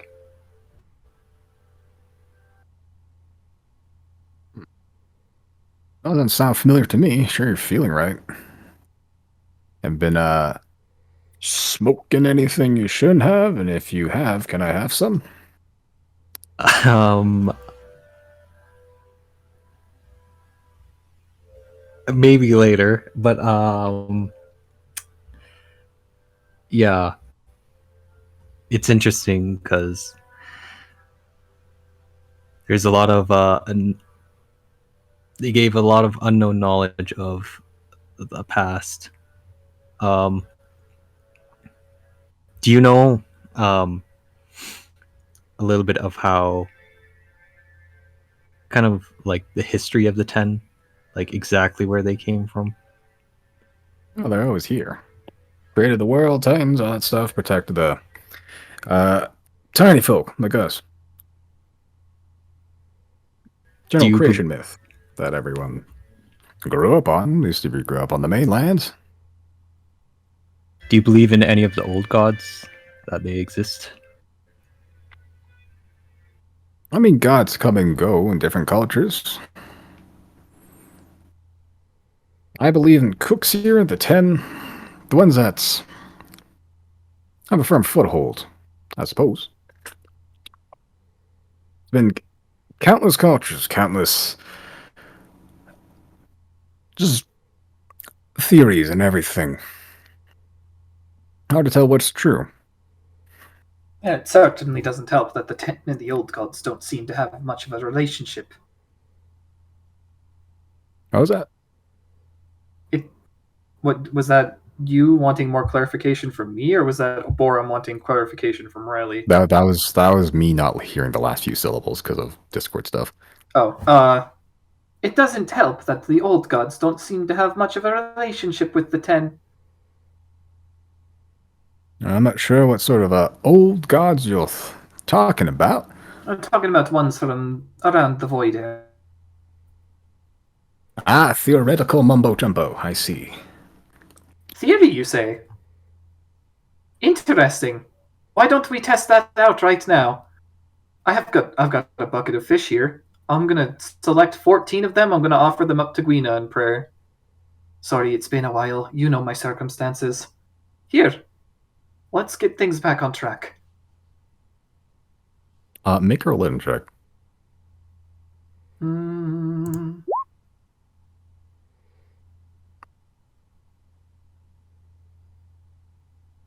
Okay. Okay, so wait, you just like lift up 14 fish or what? Or say, or just like, I guess, yeah. Okay. You lift up 14 fish. Nothing happens? No. Well, now I am the one who looks the fool.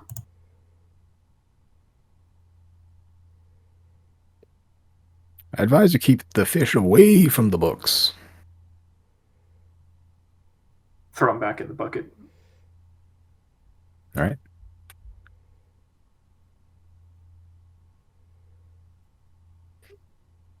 Any other questions you got for old Borum, old light? What do you on know of falling. the? Oh, go on. Oh, I was just gonna ask. What do you know of the king of here in Abathis? King Cedo? Yeah. Well, he's the suppose a figurehead of a Beth's proper. Look, between you and I, man doesn't do a lot of ruling. Mostly just sits there, well, doing whatever he wants. I suppose. Why did it turn southern all of a sudden? Jesus. I've lost the accent. Whoa, boy, I'm on light. Okay. Um, mostly the council Does lots of the footwork. Is there the council does most of the footwork? Do you know any of the members in the council? Like other than the king? This is oh Jesus. I had these. I think I lost them in my notes actually. Uh, uh,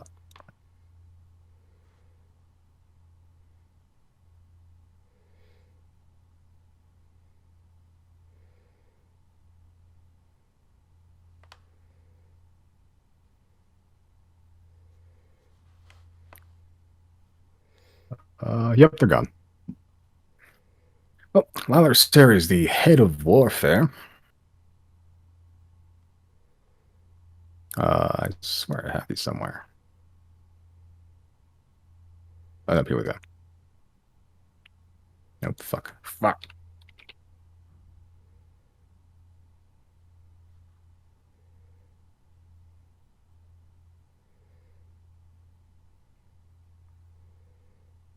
Yeah, Lalor Series, the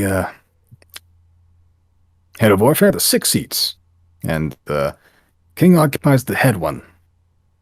Lalor Seri, head of warfare. Vazriel Atar, head of secrets. Lero Damas, head of commerce. Arden Rouse, head of infrastructure. Jocelyn Klimtor, head of community. And Elvenfelin in Felin Way, is the head of knowledge. Well, spy master type character. Generally, those 6 do most of the lifting and the policy handling. A lot of debating, from what I hear.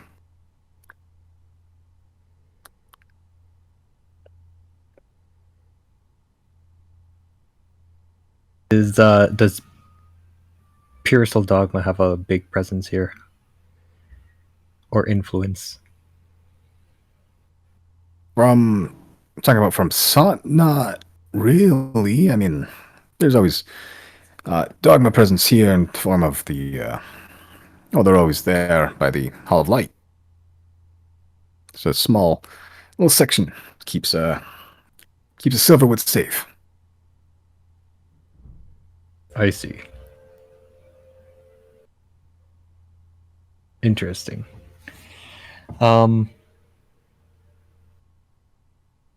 Yeah, I think that's all for me.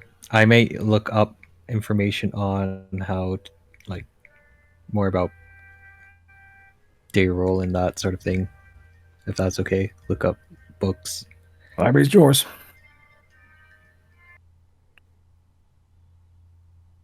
Okay. How about the rest of you? If Zero or Jana want to do anything. No, I'm good. Okay,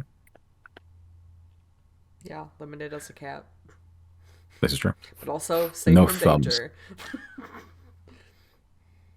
You're nice and warm and fluffy and unassumingly a threat. Mm-hmm. Yeah. Chris, just make an investigation check for me.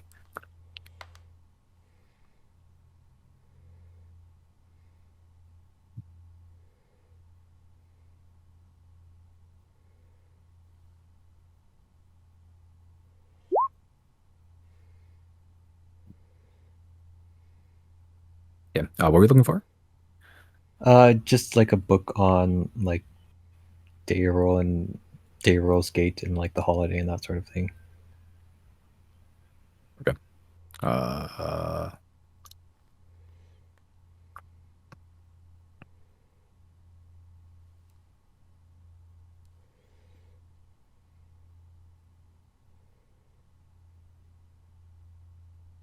okay. Yeah, easy enough to find. It's not like super like detailed, but it's like an encyclopedia almost about like the 10 and the little domains and stuff associated with them, stories and whatnot. Yeah, Daryl, goddess of death, necromancy, and the afterlife and disease.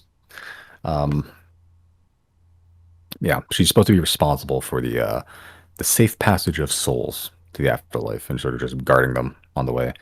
Uh, some cases, sort of just like U-turning the souls back, reviving them, speaking with them, all that stuff related to plagues, diseases.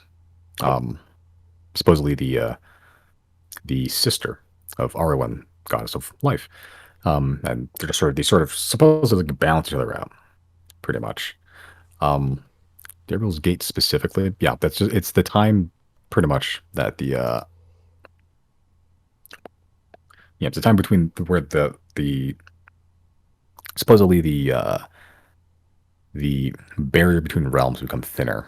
So like ghosts and such, typically there's like a lot more reported stuff of general forms of undead.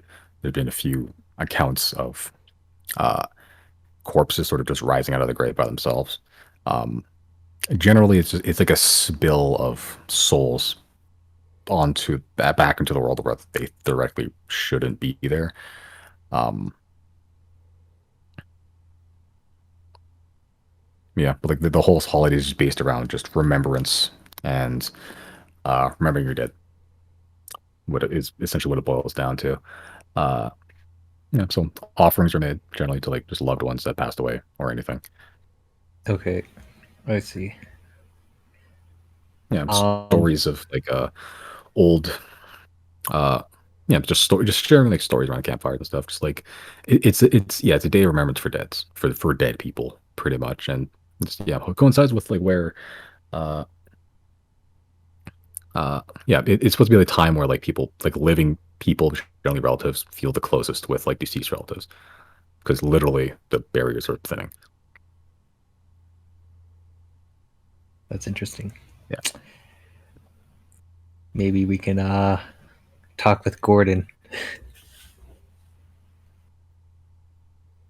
Um, However, I was wondering if like I could also look on a book about like Ed Ellie and see if there is any like ancient practices that um, people used to do to like kind of celebrate him, that sort of thing.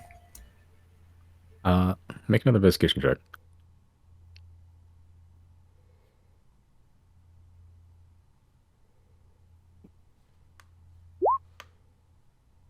Okay. You spend a better part of like 15 minutes going up ladders, down ladders, pulling up books. Um,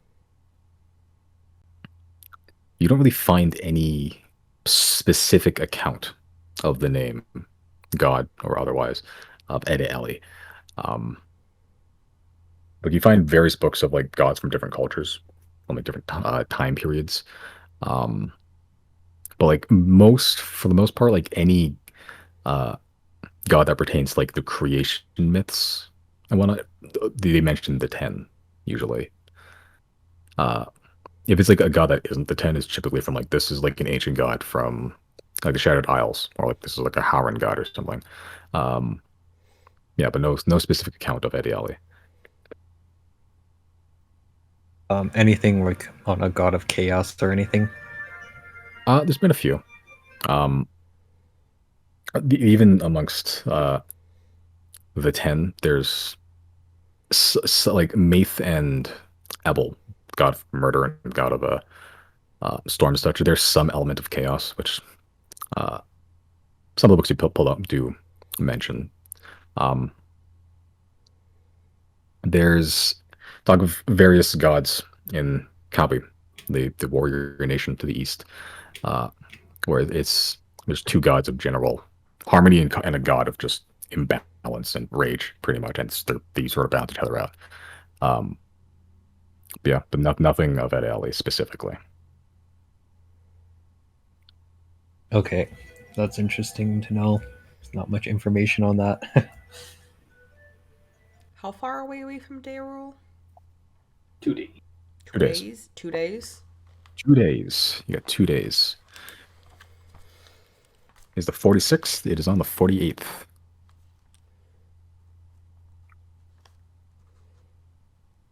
While Chris is doing all that, Riley's going to look for anything pertaining to the nature of the moon or perhaps black obelisks? Make an investigation check.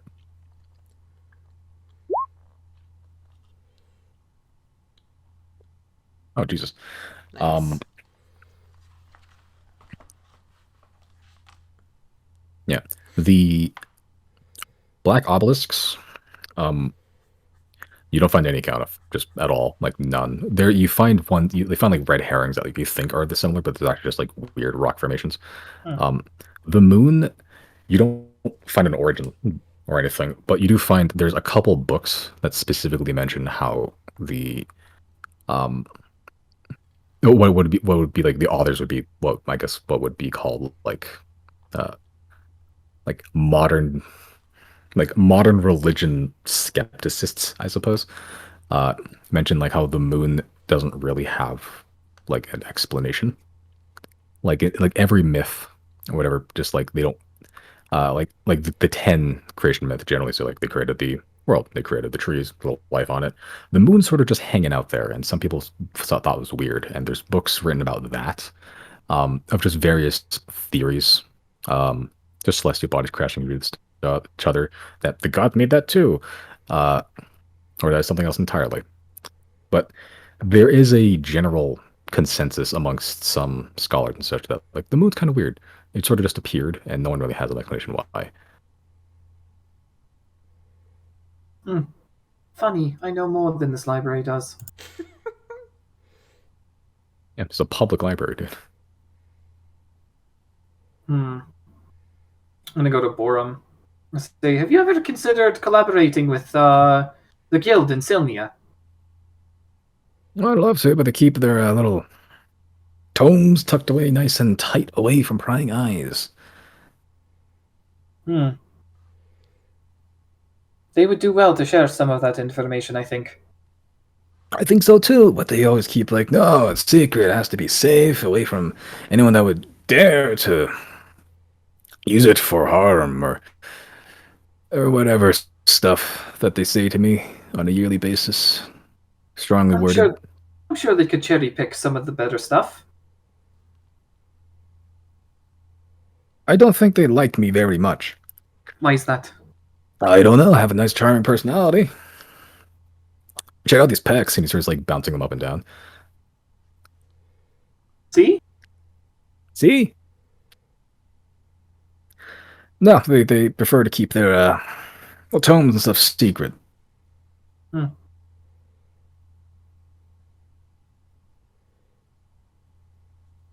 if you've tried, you tried.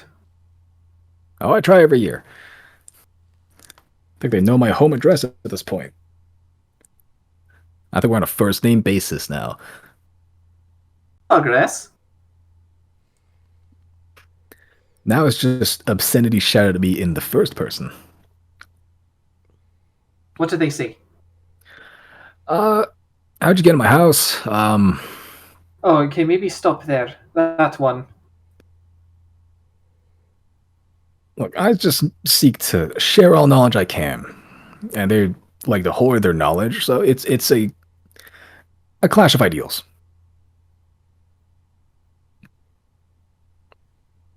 Wish I had more to tell you, buddy. That's fine. This one is not so dissimilar from Chris after all. Hey, can I ask one more question? Shoot. Are there such things as lawyers? In Silnia, maybe. Here we have in Abetha specifically, they have they don't really need lawyers. Have well, the kids over at the Dune place have a little circle that detect lies.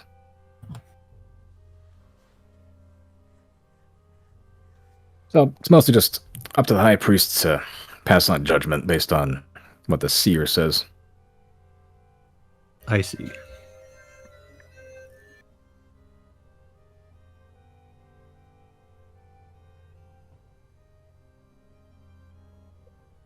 That's all then. Anyone else want to do anything in the library or in the Hall of 10 or whatever? I think I'm done here. Okay. I would like to. Okay, which hall was it that we were in? I guess last time we were here after the whole plague thing. The man that we found out had done it. I don't remember his name right now. We had been in a hall because he was healing people, supposedly, that had been infected by the plague, and at the time we had spoken to somebody and told them like, hey, he literally caused it, and they were like, okay, yeah, we're gonna let him heal everyone and then we'll take care of him. What hall was that? That's Wasn't that the Hall of Life, I believe. I think it's called the Hall of Life. Yeah, the healing place, the RON God. Can I go back there? Yeah. All right. Yeah. So, hey there, Hall of Life. Yeah. Um, find that it's like a hallway followed by like a T intersection, all made of white marble, just separated to small rooms to the side of you. And there's like a fairly large central gathering area, the stained glass window, uh, and a heart, and a pair of hands, like a cartoony heart. Uh, yeah, there's not as many people here. You had a lineup last time you were here, but currently it's just like filled with, not filled, moderately congested. Uh, of just people that like have minor wounds. Some have more serious wounds. There's a couple that have like like scrapes, like a child that has a scrape on like the knee or something and just crying their balls off. And then there's a couple like just elderly, would be like infirm people pretty much, and like people that have like grievous wounds of like gashes across like their whole forearm. Um, and you see occasionally people just like people in white robes just running around. And you see the older human woman with light gray hair tied up in a bun, just sort of fairly wrinkly with crow's feet on the eyes, and just pure white robes with the uh, symbol of Arwen, the heart in the hands, embroidered on the back. So we just walk up to one of these, a guy with a gash across the forearm, do a healing spell, and the gash immediately closes. Okay, what'd you like to do? Is there anyone familiar here? Have you been here before? Yes. Like, okay. Because Yeah, we watched him. He had like a line of people he was healing, and I spoke to somebody here. I don't remember who, but I remember speaking to somebody, and we reported to him and brought evidence to him, whoever that person was. It might have been the judge actually. That this guy had caused the plague, and so I'm pretty sure we've been here. Yeah. Yeah, you gave the evidence to High Priest Rethar, the judge. The High Priest here, High Priest of Light, is the old woman that just did the healing spell. Other than that, you don't recognize anyone here. Do you happen to remember that guy's name? I don't remember. Bertram, I believe. Bertram, that's the one that we caught. Yeah.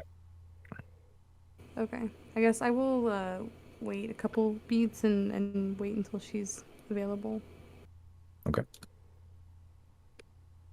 Yeah, it takes a couple minutes before you sort of have to just wait there, sit there, and then eventually she does approach you. Greetings, child. How may I help you today? What injuries, sicknesses, ailments? Hi. I don't actually have anything wrong. I kind of wanted to just follow up with something that happened about a month ago in this hall. Are you familiar with the plague that affected half of the city or a portion of the city some time ago? Yes, I am. I haven't been back in that area. What was the outcome of that? Well, the city guard came in and took priest. Well, I suppose he is no longer a priest. Bertram, under suspicion of manufacturing the plague. He was in holding jail for a number of weeks before, in front of me, in front of Dwoon, in front of many of us working in the Hall of Life, he admitted to purchasing illicit black market goods to distribute and manufacture the plague using artifacts left over by the first fire. I believe he is serving several years in Black Harbor and Sylnia currently. Okay. That's, I'm glad it's resolved then. Yes, it is. I'm ashamed to say that he hid such darkness in a place of healing and rest. Yeah. Good thing they have you, I suppose. I'm just an old woman, trying to help where I can. Absolutely. One more question. I guess around the same time, it must have been, High Priest Rethar was let go, I've learned. Yes, it seems.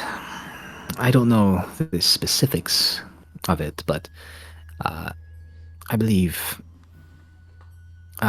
some private correspondence was found in her home pending an investigation.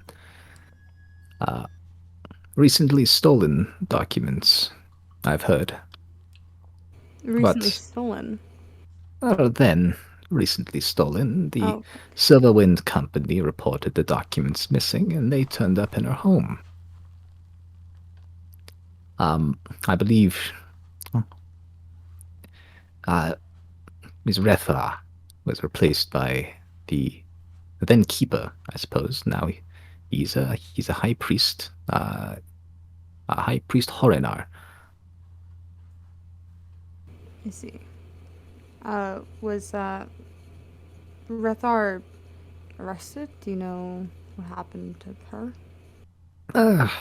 She and I we used to go have some tea together. There's a cafe in the Gemstone Center, not far from here, that we used to visit. Can't do that anymore, but I considered her a dear friend. I believe she is able to write letters, and she wrote to me.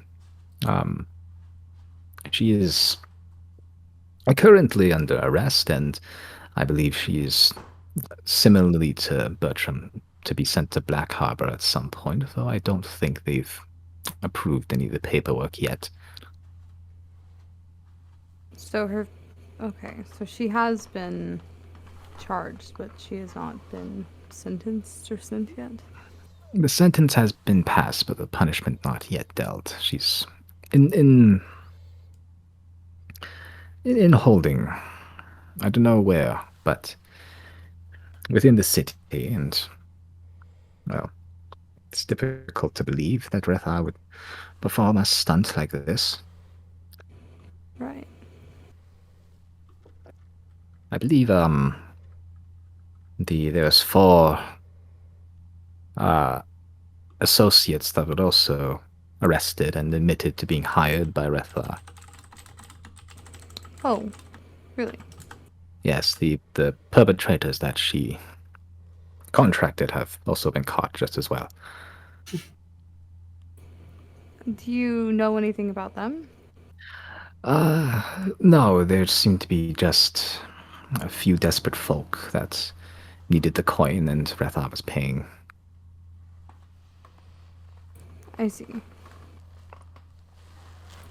Oh,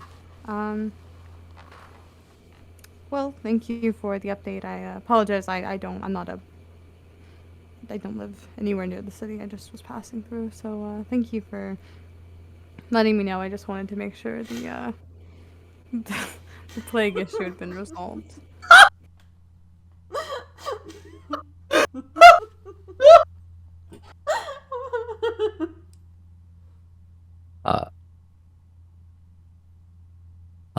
Yeah, the old woman sort of looked at you with very kind eyes.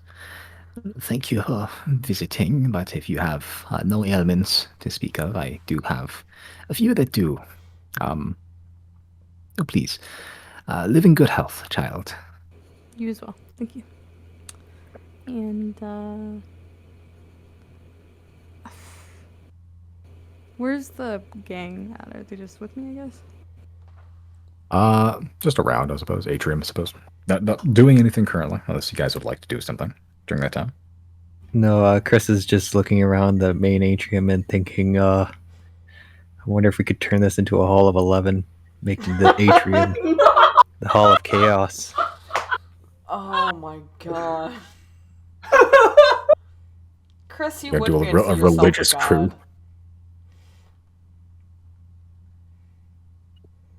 What would you put in your I Hall become- of Chaos?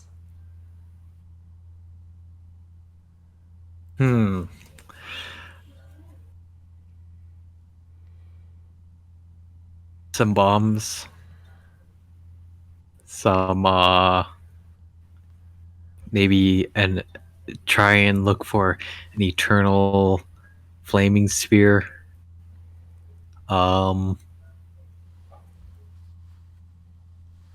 Just some weapon decorations and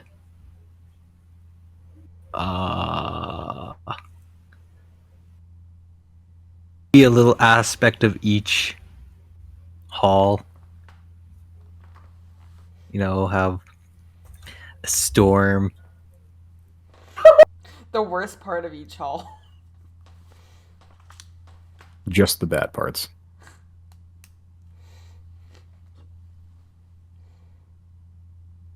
Zombies. Well, good thing that's not happening. The flock, or that's what it was called, right? Yeah.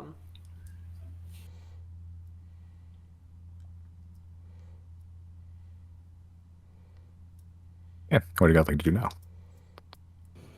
I'm gonna catch back up with the group and just relay that information to them that the older woman just told me.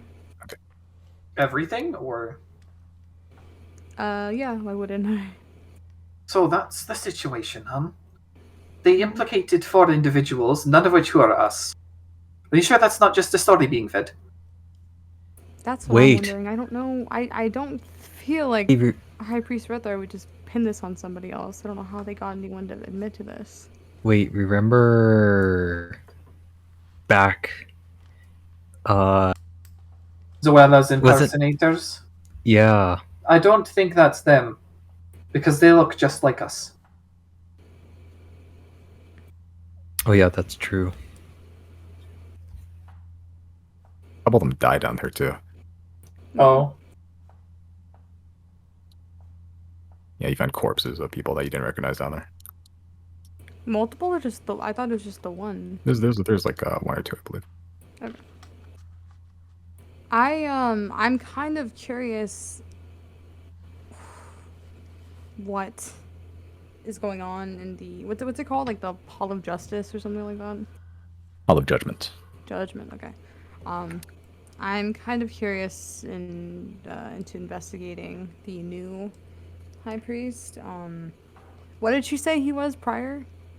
Like He was got the a keeper. promotion? Okay.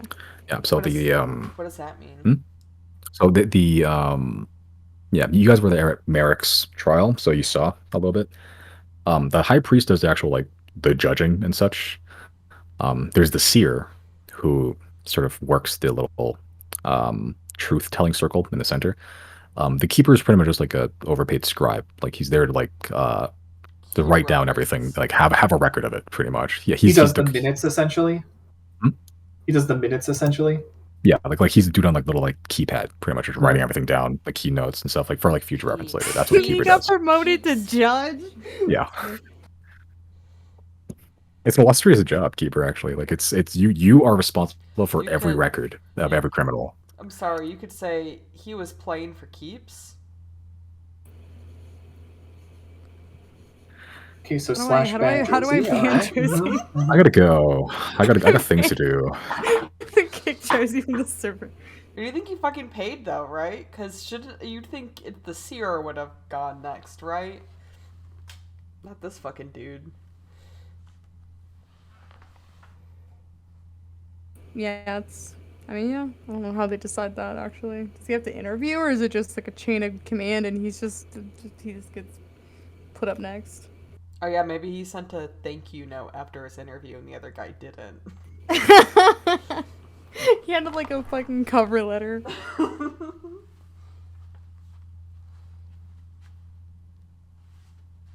But yeah, I'm curious to check that out again. I don't know. Like had we given High Priest Rethar the incriminating document back when this happened, it would be a totally different situation. I don't know how much like actual impact it'll make now after the fact, especially because it's been so long and it's I don't know. They've already made their decisions about High Priest Rethar that, you know, she was up to no good or something. But if for some reason the High Priest, the new High Priest of the Hall of Judgment is trustworthy, I would like to not get him involved in the same sense, but at least pass him the document and let him decide from there. I think to move forward with how like getting the country to investigate Silverwind, we're going to have more evidence, more tangible, like physical evidence now that the opportunity with High Priest Rethar has passed. I don't know if we can convince anyone to listen to us again after she's been caught tampering with things involving Silverwind. I don't think anyone else is going to want to touch it. But if we find like undeniable evidence, then you know. But yeah, I don't know. I was just thinking since we still have the document, we just didn't specify that we gave it to her. We must still have it on us, and maybe we could hand it over to the High Priest. I think that's a horrible idea. The second we don't hand that trust this over, guy. he's going to be like, "Oh, so it was you." I mean, I wasn't even thinking of going like, "Hey, just want to give this to you," like just like sleight of handing it to him. I don't know about that either, because if he is I don't know if we can trust. I really in don't. cahoots. We have Yeah, not no, met him, I- but I feel like I have such bad vibes already of like who they could. They wouldn't just put someone else in there, you know? Silverwind We- even come to conclusion to search Rethar's house of all places. We should I feel like if they search Rethar's house, there was some sort of espionage happening. Because maybe we should ask if they know of, because we learned of that new person, on the council who's in charge of like espionage and spy stuff, and they work with what's her name, Rosari, and Yeah, Rizuri. There- Lyra, right? yeah, Oh, and yeah. Yeah, Lila. Lila Verseri. Lyla, okay. Yeah, Lila Verseri. and they were in the Silverwind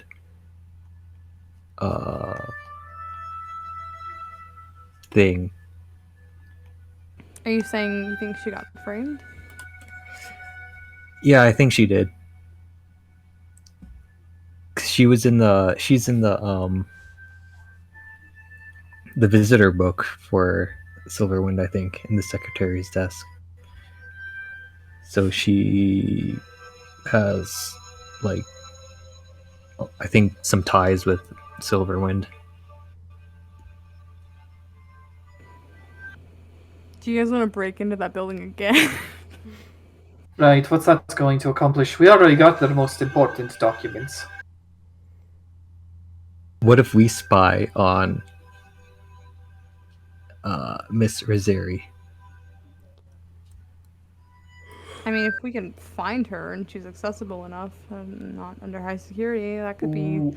an option. I'm curious to see if there's any documents anywhere or any kind of like clues that'll lead us to like if we had investigated the like Amazon warehouse back in the day and brought the authorities, and I know like the authorities are kind of corrupt there too, so it's really just hard to tell who we can trust, but like that was just flat out like evidence of what they were doing, and I'm curious to see if there are any documents in the office that would have any more information of what is going on in certain areas, like if she has like I don't know. I know it's not going to be blatantly just listed there. Like, okay, we have fucking a million vials coming out of this factory, you know. But like something about shipments from specific locations throughout the continent. If we could find another one like that, we can find another hotspot where they're like, you know, packing it and shipping it out, and they have kids locked up somewhere.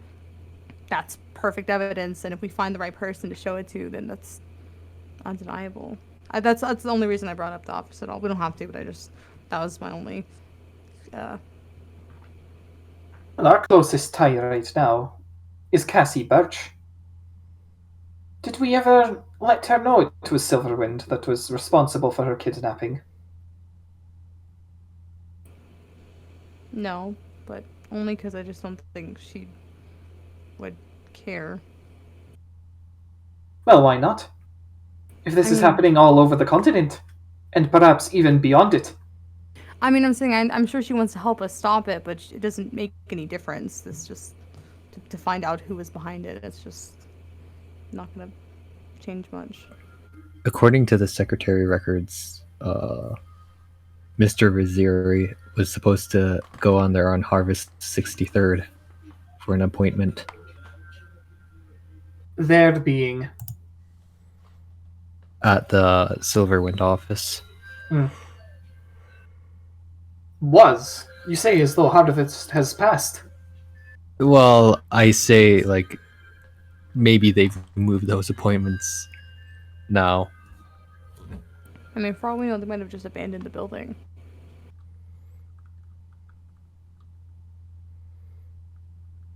We could go kind of do a walk around the town and see what's changed. Yeah.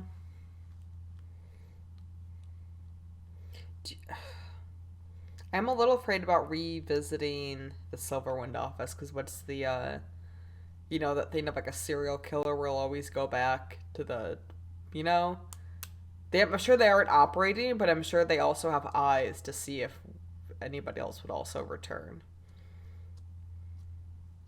Yeah, I mean, we can try to, like, stealth during the night or something, not just, like, pass by and knock on the door, but... Yeah, I'd say maybe not even that. Maybe I just pass by in the day disguised. Just don't really linger too long. Just kind of look and see. I don't know. What happens if I reduce Jana? What do you mean?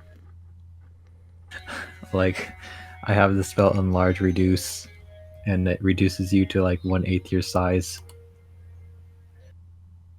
You become one size category larger or smaller. So small size Jana will become tiny sized Jana. Tiny Jana. Yeah. Is this Pocket Jana. What's that trope called? Is this gonna be like I'm gonna get inside someone's body and fight off the cold? Osmosis Johnson. The fucking magic school bus it. Yeah. Yeah. Alright, what's the plan? Frankly, sticking around here is not preferable. We've got some dirty looks from the people around here anyway. Quite the bounty on our heads for reasons I don't quite understand. Is Riley just out here not disguised? Everyone else has something, right? Yeah. It's fine. Actually, trust me. I was undisguised. He's not the only one who's gonna see you. I was undisguised during the Hall of Knowledge, so I'll probably put that. Care either. Who cares? I'll probably put that on again now. Did you guys want to swing by the Hall of Judgment to just kind of? I mean, I don't really want to interact with anybody because I don't think, like Riley said, I don't think it's a good idea to just hand anything over to the new guy. But I'm just curious to see if we can get any insight on whether or not he's cool or not. Like, cool as in trustworthy, because I think someone else mentioned it earlier, like Josie might have, we don't know who Silverwind might have helped push into that position, and I know he was a keeper prior, but even then, like, even if you were already with the Hall of Judgment, you're not, like, totally, like, unsusceptible to being bribed now that you're in a new position, since we see the High Priest Rethar was, like, seemingly, like, pretty taking her job serious and was not, bribable. As a keeper, he could have also been espionage too. That's true. Since he may have been there when we were giving the priests evidence. I wonder, like, during their investigation, how they even figured out High Priest Rethar had anything to do with it. Maybe him. just spying on us right there in the hall. Because I don't think she really. I could be wrong, but I don't feel like she spoke up to anyone about this until we had like tangible evidence, and we didn't really bring her a whole lot of stuff yet. Like, she was waiting for something incriminating, and we didn't have it, and Maybe someone just saw it happen, you know? Just takes like surveillance or something. Just people keeping tabs on people. like they saw us give her stuff. Or Yeah, does like someone the- or does someone overheard something? Because we called her on the phone too. You know, I don't know what's happening around her. People can see stuff, say stuff. Because who was that God. when God, I don't have the words, but when that town was taken over by the spider, and there was like the bad priest. Like, we know there's people with power here in this town that aren't really doing what they say they do. It's not just that. It could have been because of us as well. By the time we stormed their office here, this would be the third time we've slighted Silverwind. So they probably already had tabs on us from then. That's true. It could have been the doctor. No, that was their hire. And he was I hired guess. specifically. I guess he only deals on assassinating us, not putting us in prison. However, it would have been easier for him to just take us out in prison. But I think it may have been this current priest now who was the keeper, because he would have been allowed in the hall of like judgment when we were giving a high priest Rethar the evidence. He has the potential to know that we did that. She might have even entrusted him with the information. And Zero, more to your point about Rezery. Do you not have a scrying orb? We do. There you go. Problem solved. I mean, I think Chris's idea about like following her and watching her is kind of, in the long term, going to get us more information. I can scry for 10 minutes a day. Right. So we may as well scry, find out what she looks like. Yeah, it's true. Don't you Try need to figure out where she know is. a little bit about her? That's true, yeah. We I know can- she's with Silverwind. I think it's more like appearance. Could be wrong. And even General. with all our divination, it seems that we are at an impasse.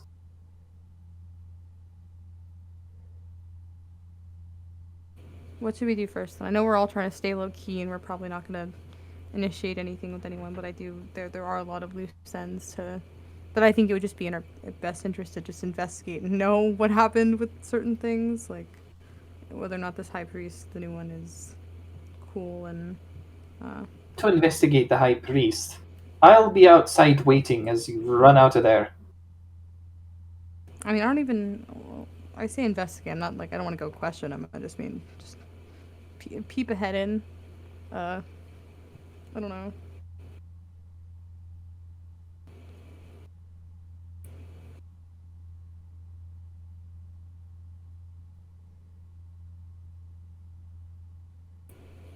The rest of us have an idea. You go ahead.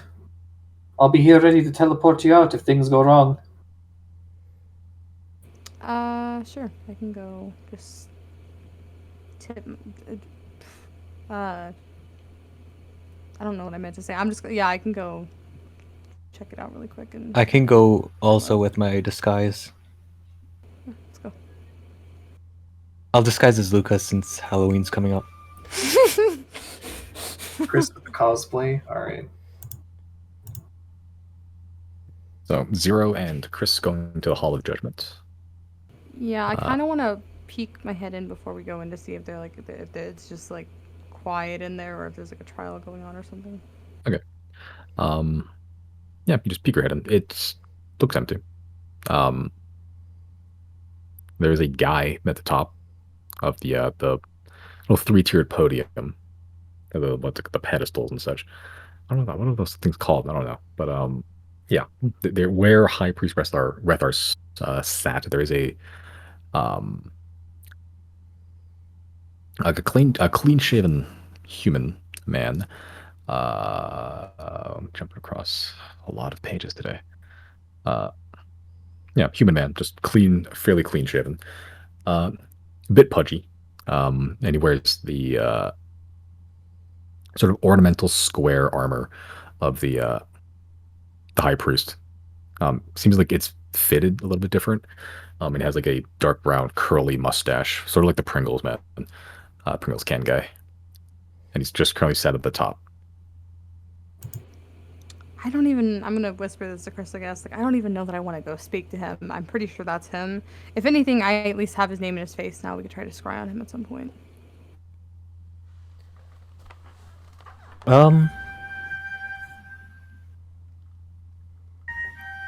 Yeah, maybe you can hold off for now. Yeah. Is there anyone else in there with him? Or just seemingly just him? Just him. Can I get a real good look at him before we leave? And I can just. I just want to make note of his appearance so I can try to scry on him in the future. Yeah, so you take like a minute or so to studying his details. Make a stealth check. Okay, yeah, easy enough. It is like an open area where you are. You don't walk in to the hall directly, sort of around the edges. There are a few guards that sort of circulate this area. Not a huge amount, but enough. And like you do your best to avoid them. Just looking natural, you succeed. You don't get any shit from anyone. He doesn't seem to catch on. Yeah, but you manage to keep a mental note of his facial structure, body, stuff like that. Okay. I think that's all we can really do without raising any suspicion right now. So I guess I'll head back to the thing. All right. All right. So all the gentlemen investigated somewhat. What's the next move? What you guys doing? Check out the night fort. Yeah, and then I think Jenna recommended we just kind of just casually and inconspicuously pass the office building for Silverwind and just see if we can catch anything while we're there. Isn't Silverwind in like the High Parish? Or are wait, they? what was They're in the paper trail in the Gemstone Center. right? Sorry, that's what I meant. Yeah, like the really fancy place where there's a bunch of like rich people. Yes. Probably not the best place to go. Time to steal. Okay. Was that in D? For 4C, the paper trail. That's the general office buildings section, the commercial district, if you will. Not commercial. Yeah, well, office buildings. General paperwork, like that's where a lot of it's situated. There's a lot of trade that passes through Abethus, and that's where it's handled. Yeah, the Night Fort, or the advertisement on the notice board, Night Shade, as it's been rebranded, still where it was. West of Liberator Park, which is in the public ward, where the heart is, actually. Yeah, I'd like to maybe ask some questions, see if anyone ever took the blame for that. Because again, I'm just worried that if no one else was able to speak up for us, we got framed for that. I haven't seen anything about it, but I wouldn't be surprised. The cops are already looking for us that night.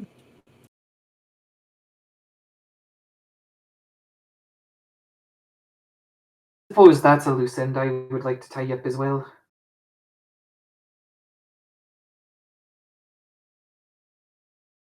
We can pour one out for Anselin. Pretty much. She's been avenged at the very least. That's true. All right, heading to the Night Fort. Yes, I would like to stealth because eventually my stealth is gonna, not my stealth, my disguise stealth is gonna run out. So Yeah, it will take you a better part of an hour to get there. Who else is stealthing? Who else would like to be sneaky beaky? Artichoke. Sneaky beak. Okay. At this point, I think Will Can I? Jana cast spells as a cat? I think there is a rule actually where it's like as the what's it called? What's Circle of the Moon? I think you actually might be able to, but I think or that might be like a higher level thing. No, I think I won't stealth. Why? Oh, he's already been seen. Alright, you want to try and convince him? Not steadfast in this position. No. Nah? Alright. Riley will not stealth. I don't think you can cast spells as a wild shape. Spells you cast still have effect on you. Okay. Oh, yeah. Everyone's gonna have to be good enough for what they rolled, and it looks like people got pretty good then. Does Jana Okay, stealth as a cat? You are still currently a cat. I mean, I'll stealth, but plus- I'm plus just being a two. cat. If not, I'm just a cat. I was gonna say, if anything, if it's gonna be for I forgot what it's called. I know what you're trying to do. I can try to. We can find like a dark corner. I can cast invisibility on you after you cast it. Maybe Okay. it's up to you though completely because. Yeah, let's do that then. Okay, I'll allow it. Yeah, you guys have an hour to think about this, so yeah. So you guys leave, duck behind a alley just outside of the hall, the Great Hall of the Ten, and Jenny, you're reverting back to your human form, or your gnome form, I should say. Say that again. To my You're reverting back to your gnome your gnome form, your normal form. Yes. Sorry, they said Okay. your gnome uniform, and I'm like, well, it's my skin. Yeah. I'm technically wearing a human uniform right now, so yeah. So you cast Pass Without Trace, giving everyone super cool stealth checks. So plus 10 whatever to whatever the fuck you rolled, and then invisibility. So Jan, you can roll again if you'd like to. Okay. Hold 1 second. Roll 20. Yep. It's doing weird. Stealth. Yeah. I accidentally Riley didn't need to stealth after all. my PayPal automatically charged me for another year of subscription for Roll20, so we're here. Yeah. Sorry. All right. That's still plus 10, so it's still 22. Yeah, but you guys managed to duck and weave pretty effectively. Let me just advance an hour. That's an hour and a half. It is pushing around evening time. It's getting there. It's later, especially. 6 o'clock. As you get travel past, for the most part. Yeah. Ducking between alleyways, trying to avoid being seen, and like the sort of have like menus out for octo camo. That's when you press up against the surface, you sort of just blend into it a little bit better.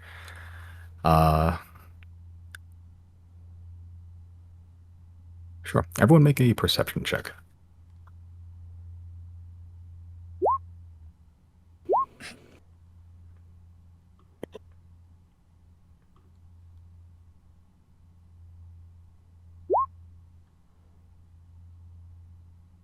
Neato.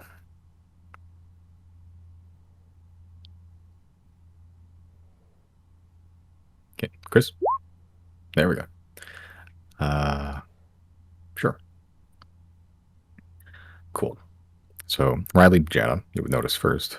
As you're sort of marching your way to the Night Fort, your spells have long faded at this point, except for, yeah, but you guys have made it mostly there anyway, so not too bad. You managed to make it a good distance away. Jenna, Riley, something catches your eye a little bit. Firstly, the whole time that you were marching there, you've noticed a couple of individuals that look like they're looking for something. Not just like regular people, they look armed. Like there's a dude, fairly tall dude, like 7 foot tall, sort of like tan skin, like a white bandana around the head, just clad in like steel plate armor that sort of has like a blue tinge to it, with this giant tower shield with like the image of a griffin on it. battle axe just in a holster at the side, just sort of looking around, and they're making their way towards the Great Hall of the Ten. Dudes followed by like five just pretty tough looking human dudes with like long swords, all sheathed, but they're marching towards the Great Hall of the Ten. Another 30 minutes away, you see a strange sight. Actually, you see a just like what appears to be like a humanoid lion, like a female lion. No man or anything, but like sort of dark, like dark patches of brown fur with like the rest is just light patches of almost like a tan colored fur with like huge pink scars across the muzzle and nose. Two short swords in the sheaths with a crossbow across the back, just leather armor that's been like dyed, just various colorful colors actually, just like purples and pinks and blues. It clashes heavily. Also making the way to the Great Hall of the Ten. Or at least in that direction. I know. Sorry, go ahead. Okay. I was just gonna ask. I know me zero didn't see this. How many people was that total? 6 total. One of them seemed to be traveling with a group, and the other one was solo. Okay. Yeah, the lion lady was solo. The third site, just as you're sort of approaching the night fort, yeah, all of you notice the people that were going towards that place. But the first people to notice this, Riley Jana, is there's a very oddly bumbling figure, sort of like clad in like a cloak. It's very wide, a little bit squat, sort of just like it looks frantic. It is a person under a cloak, but it looks frantic, just trying to like seemingly looking for something. But not like they're not making their way towards the Great Hall of Tent. They look like they've dropped something and trying to look for it. And this individual is cloaked, you said? Cloaked, yeah. Can't see their face. No, back turned away from you, and they're just on the street, sort of just like looking under things. Sorry, Can I'm I- writing this down. Did you say we saw what they dropped, or just that they dropped something? It looks like they dropped something, and they're trying to look for it. Like the other people you they're saw looking. they're We did not see them Yeah. drop something. It looks like they are looking for something. yeah. It's like the equivalent of you dropped like $1, and you're doing like you like $1 under the cracks in like a couch, and you're doing everything you can to reach for it and stuff. This individual seems to be trying to do that. Like the other people look like they were walking with a purpose, looking for someone. This one looks like it's looking for something for some reason. Interact, pass by, up to you. I would also like to start looking for this thing. I just want to see if there's anything that catches my eye. Make another perception check. Maybe. Nice. You start looking around just casually. You are currently in the middle of a street. It's not very busy right now in the evening. People seem to be just winding down for the day. They're making their way to their individual taverns of choice. You're looking around, just looking between like under carts and stuff. Wedged between two vases in the corner appears to be like a spherical black ball made of metal with a lens in the center. It looks very familiar. Does it look like the whatever fucking did they have photograph thingies in Sylvia? Is that what it reminds me of? No, No? it reminds you of the ball on your dragon. Oh, Yeah, as the figure turns around, that's Merrick in a cloak. oh, Dumbass. Why did he bring it with him? But that's Alright. error. yeah, that's error. I'm gonna have to pick up error. I'm gonna turn to the cloaked figure, who I assume I figured out is Merrick at this point. Yeah. All right. I'm gonna be like, got bored, did you? He sort of looks at you, startles a little bit, looks at the orb, grabs it out of your hands, like piece of shit, running away. Oh, so that's what happened. I didn't come here by Uh, choice. Weren't you in the sky? How did this happen? Dragon landed. Why did the dragon land? The thing fell out. Oh, Is Oh, it that's- all rolling around. busted up? A little scuffed, yeah. It doesn't look like heavily damaged or anything, but it's just like, yeah. There's like one side that's like kind of marred, like it's like dropping a phone. So whatever this material is, it's pretty tough. Riley will do a little pat on the machine. Hey, Error, wake up. Hello? Welcome back to the land of the awake. Land of Awake? That's the one. That's where we are. Show us where to go. Go where? Where was Error going? Friend. I think it's trying to say it missed us. I thought he was in a bag of holding. I didn't know he was just running around up there. You got a little bed for him in the dragon. Yeah. So he got out. Nest. Oh yeah, the bed, right? Yeah. All right. Well, friend here, land of awake.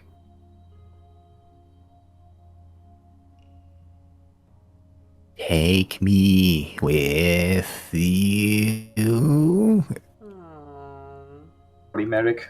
Sorry, this thing's been so troublesome. I'll take it from here.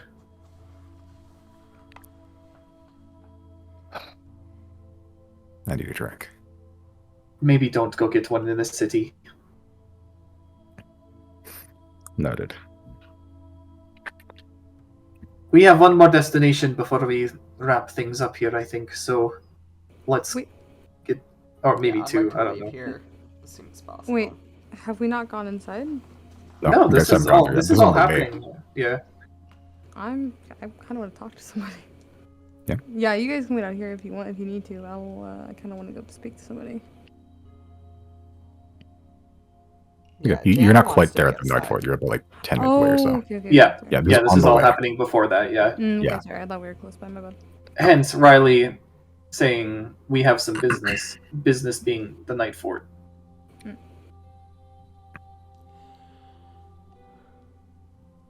Yeah, food there. Probably. What, was there nothing on the kitchen? I'm not the best cook. Hmm. Well, here, if you're so hungry, Riley will take out Tempest Retort, coated in lightning, and he'll take out a few fish, and he'll just grill them with the lightning. Okay, you're spot searing it right now. Yeah. Okay, yeah, it's like running like a rod, like a lot of electricity across these fish. Char broiled. I've had it before. It's not bad. Mir takes one, just takes a bite of it, bones it all, starts chewing through it. That works.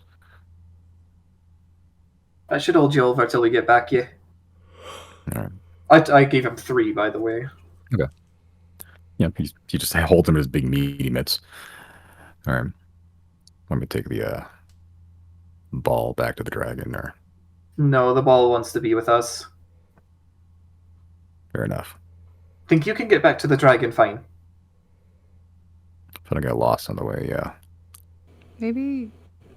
I'm concerned that if something does happen to him on the way there, we won't be able to find him. Yeah, you're probably just gonna... It's best if you stay with us until we go back. Besides, Jana's got a few minutes of... what's the... pass without a trace left. You should get in on that. I don't think you can join after it's been cast, right? No. Oh, never mind. Yeah, it's just the number of people around you when you cast it gets the effect. Yeah. Not quite a radius thing. Yeah, never mind. No, follow you guys, whatever you're doing. Yeah, just be careful. There seems to be, my guess is, bounty hunters walking around the city. Our faces are kind of posted everywhere right now, so just maybe try to lay low.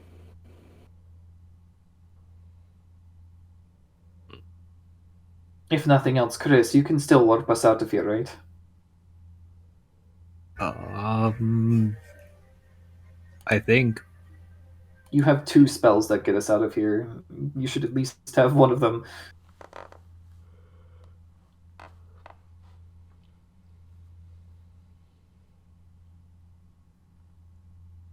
Merrick, how far out is Polaris from the town?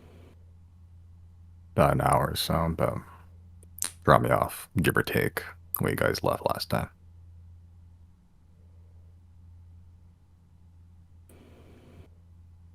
He's not out in the open, is he? No, woods. As long as no hunter passes by him. Here, let's just make double sure. Sending to Polaris. It seems there was a situation. Holding up all right. Ah, yes. The orb, known as Error, fell out, jumped through the window. I dropped Mr. Merrick off to retrieve it. And again, are you back in the skies now, or are you still on the ground? I was awaiting Mr. Merrick's return, as he did not have a method of contacting me in the skies. Shall I take off? As long as the coast is clear and you can get back up without making a huge spectacle, yes. Merrick is with us. Send a message. Right. The coast is clear. I will take off above the clouds and await your word, Master. Perfect.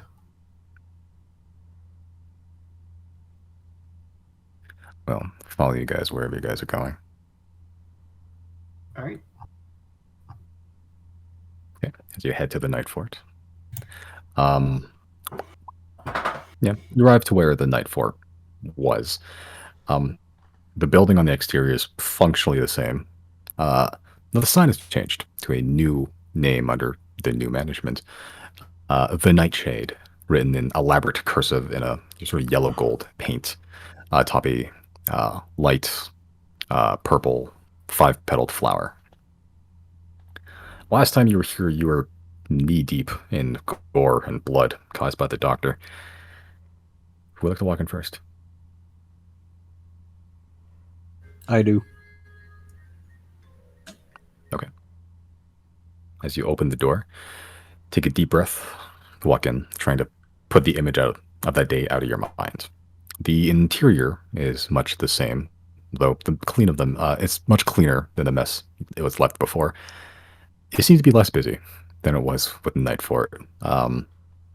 Usually around this time, actually, especially around this time, each and every table was packed full of dudes. Now there's like 2 of the tables even have like a handful around them, just slowly picking away at food. You don't see anyone tending the tables. It's kind of a mess, to be honest. Like there's been less care taken to keep the place running. As you all eventually just walk in, take in the sights, Janet sort of stirs up not great memories.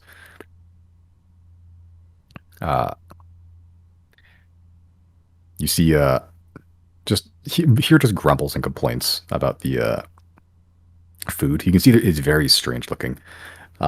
It looks colorful. Like it's not like the normal browns and greens. It's like purple and light blue and like pink. It's very, very strange looking. It looks like some sort of like salad almost. Eventually you see a tall, lanky human emerge from the I guess what the kitchen would be or the storage would be. Past 7 feet tall, possibly nearing 8. Wears a decadent, long, emerald green robe with swirls of purple on them. Sleeves are far too long, far too just huge for his lithe frame. It sort of dangles over his hands. When you do see his hands, when you sort of rolls them up and sort of just rubs them together while leaning over to talk to one of the patrons, you can see that he wears sort of black leather gloves to go along with the wide-brimmed hat atop the head of black hair that he has. Strangely pale, like almost just 0% opacity. Like it's very strange. You see him eerily, almost dancing and twirling between table to table, just leaning his head in closer to each customer, whispering something. You can see them, just old middle-aged people, just some kids eventually come sometimes, just like they get visibly uncomfortable when he does this, just avoiding eye contact whenever possible. Some of them are just sweating. Eventually, he spies all of you by the door and approaches. Why, hello, hello. You must be hungry. You look dead tired. Seat yourselves at a table, any you wish. I recommend the poison medley. I can guarantee that the food will absolutely kill you. I don't think this guy's jokes are on taste here. More death in this place?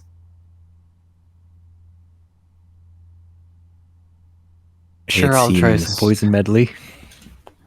Ah, a taker of the finest cuisine found in all lands. That will be 2 gold pieces for the decadent dish for the gentleman. Just to be clear, this is Error talking? This is what? This is Error talking? No, this is No. a guy that showed up in the night fort.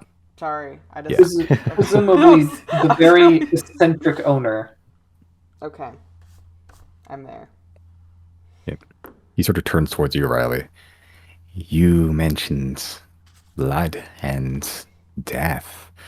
You must be familiar with the accident that the previous occupant had in this building. They left quite the mess. We were friends with the previous owner. It's a shame to see that happen.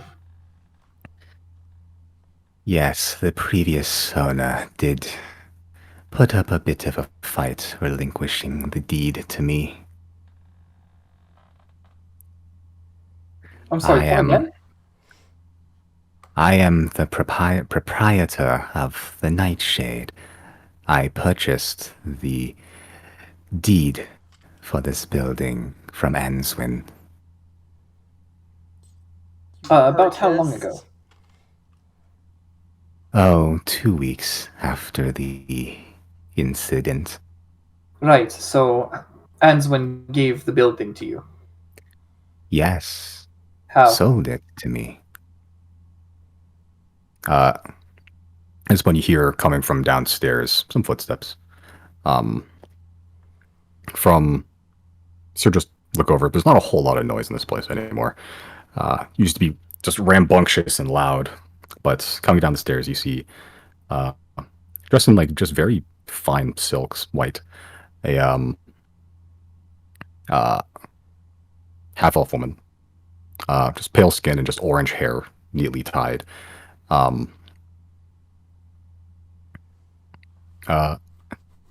you see a jagged scar across the throat. You all see Answin just walking around. Answin sort of locks eyes with your table, and just the eyes go wide. We'll take a break there. All right. As Answin, seemingly, walks downstairs, no shoes on or anything. Yeah, beautiful as you last remember. Looks just the same, pretty much, just with a jagged scar across the neck.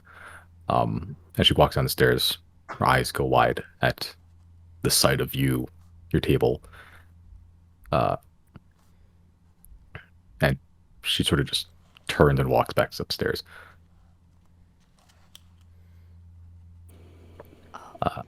The proprietor of Nightshade sort of just goes, Well, that one is a first. What happened here? Tell me from start I to am- finish what happened. Monthoth Icklenumen. I wish to purchase Wait, this. say that again. Sorry, man. I'm gonna attempt. I am Monthoth Icklenumen. Mon Thoth Eckel Newman. Icklenumen. Eckel Newman? That is correct. Okay, continue. Start to finish what happened. Sorry, I had to make sure I wrote that down. I had come across the night fort prior. I found that the soil was perfect for growing my beauties. But the building was on sale and a bit too rich for my blood. I figured it to be more frugal to just simply breathe life back into the old owner of the building and convince them to bequeath the deed unto me. So what you're saying is you're a necromancer.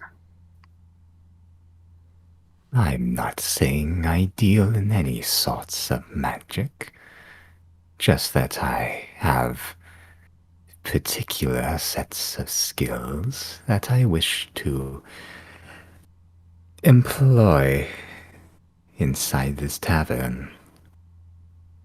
So the tavern is a front for some other sort of business. No, no. I just wish to offer my services, whether that is room, rest, or other.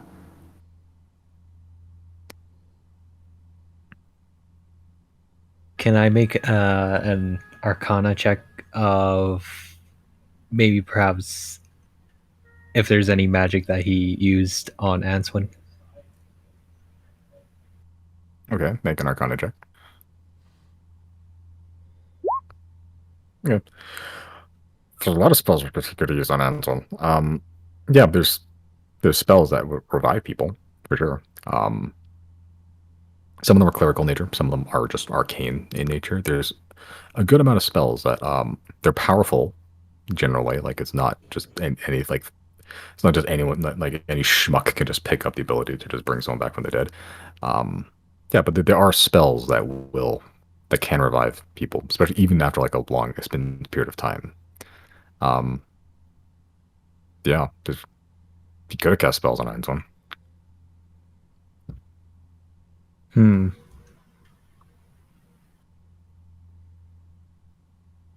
So Are the rooms still able to be used? Oh, yes. I believe we've had them cleaned recently. Exterminated the dust bunnies. Would you like to rent out a room to die in? right, define die. Put up your feet to fall into near endless slumber in absolute blissful oblivion until you wake up in the morning. Or don't, depending on how exhausted you are from your day's journeys. Do you get a business?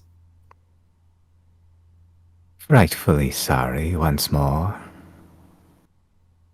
Do you see a lot of business? He looks at like the three people around the room. Enough to get by.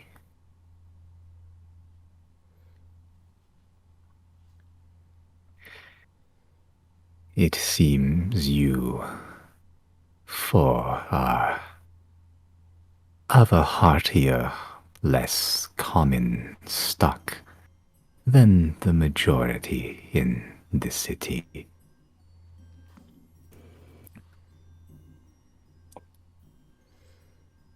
I have a feeling that you will be more interested in my wares that do not pertain to the edible.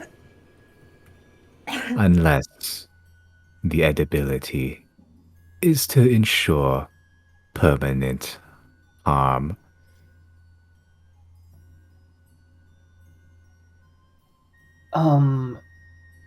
Nothing that we would like to use on ourselves, certainly.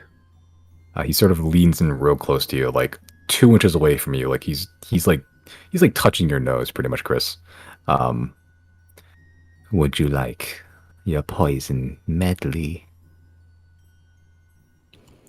Yes, please. While he leans in, can I pickpocket him? sure. No, I'm mixed kidding. light- No, okay. I'm kidding. I'm kidding. I pay him the 2 gold. Okay. Will there be any other frightfully tasteful dishes to be had tonight? I recommend the poison medley. It is absolutely to die for. Is this guy a gravekeeper? Seriously? How do you keep You say that. business? You say that out loud.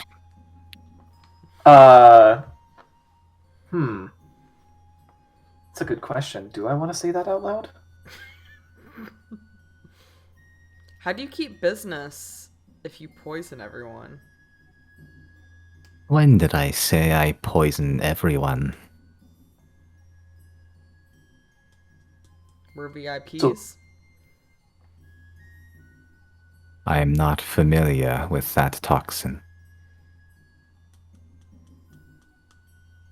Riley, handle this fool. He's dumbfounded me just as much as you. I don't know. Let's see what happens to Chris when he eats. I want to go talk to Answin.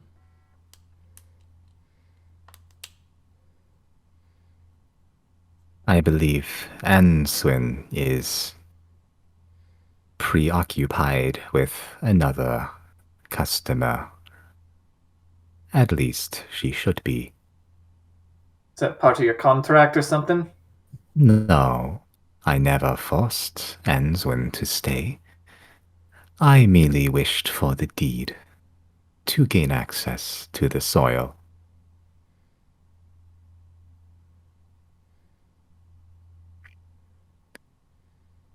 Poison medleys, anyone? What makes this soil better than most? That is a fantastic question that I haven't the foggiest idea. But when I tested it, it tasted of bitter and acrid sweetness. Very different, very unique amongst the soils that I've tasted elsewhere. The clumps in your mouth does not gelatinize the same. It is prime grade soil worth killing for. Or reviving in this case, I suppose. Reviving someone is just death in reverse. Killing someone to life. You know what? I changed my mind. I like this guy. Would you like a poison medley instead? I'm going to regret this later. Yes. 2 poison medleys out of 4. Would the other 2 care to round out this number?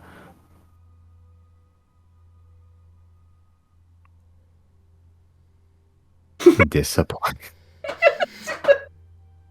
I had forgotten about this. He's on really thin ice. I'm gonna pickpocket him. I could pickpocket him. Not yet. I haven't Not yet. decided if I trust him or not yet, but he's on thin ice. Poison medley. Go ahead. My periaptive wound closing, I don't think is attuned to me right now, right? Because we have like the new shit. I feel like I if you unattuned have to the- something else. Yeah, you might have the The protection amulet of thing. Yeah. protection against detection and vocation or whatever. the fuck. Yeah, Jana's not gonna do it. What were you gonna do? We're gonna order a poison medley. Kinda, but not. I mean, not now. I don't want to die. Utterly disappointing. How about You you drink looks one to you. first? I do not test my own product. You eat the dirt. Yes. I test the ingredients. Putting one's mouth, gnashing teeth, liquefied tongue onto someone else's food is just unsanitary. That would be a secret I would take to the grave should I have performed it.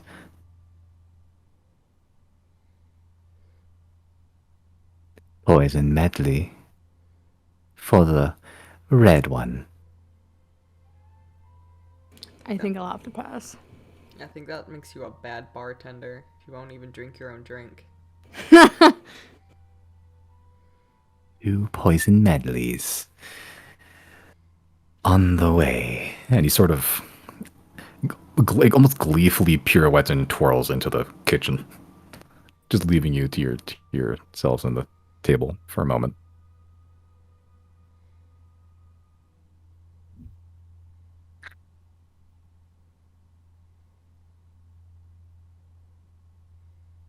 Oh, If these are my final moments, I'm gonna be pissed. Wait, so when Answin came down here, I know she went back up, but were we able to tell at all what she was about to do? Like, she come down for a water bottle? Would she? she just sort of came in like scantily clad. The silks didn't cover a whole lot. It was mostly just like it was almost like nightgown type situations where it's just comfortable. Sort of just walked down, looked at you, and then walked back up. Can't really hard to glean anything from that one.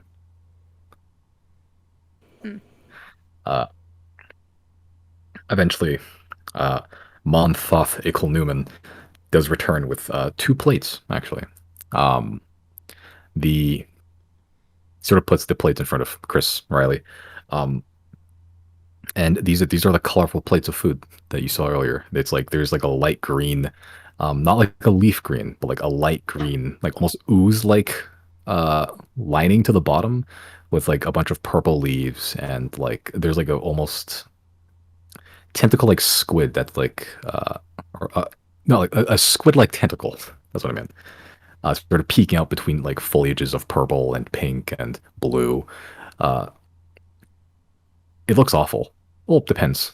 It doesn't look like any food that you've seen. It almost looks like an art piece. It's immaculately presented. And it sort of just puts 2 forks in front of you, 2 knives in front of you. Enjoy. Please, do tell me how it tastes. Can I discern what these ingredients are? Make a nature check. Where's my -2 Make a gold? religion check. Yeah. Yeah, pray to Jesus. Oh, Oh my god. Yeah. Zero consequence. Chris knows exactly these are. You've read a couple of just leaf, like flower books, foliage books, animal books. These are various poisonous like plants and animals, pretty much. Like the squid, like the tentacle comes from like a extremely poisonous like species of octopus. Like the plants that come from like various like they range from like moderately poisonous to like it will kill you poisonous. These are poisonous items, and like the green lining is like a poisonous like moss that looks like it's been like liquefied somehow. These are poisonous like meats and plants. I would have expected this from Chris, but Riley, really? Are I ordered it doesn't mean I'm gonna eat it. other people eating it? There's a couple people like there's be like 4 people here. There's now 2. There are plates that have a few bites taken out of them. There's like a squid that has like the tip of the tentacle taken off. There's no one there at the table, but yeah, there's people have eaten these seemingly. Just to We throw it should out check there, the- how funny if this is how we TPK. Just These are all actually poisonous, then I think I'll pass on the eating. You go ahead, Chris. I've got some greater restoration here for you.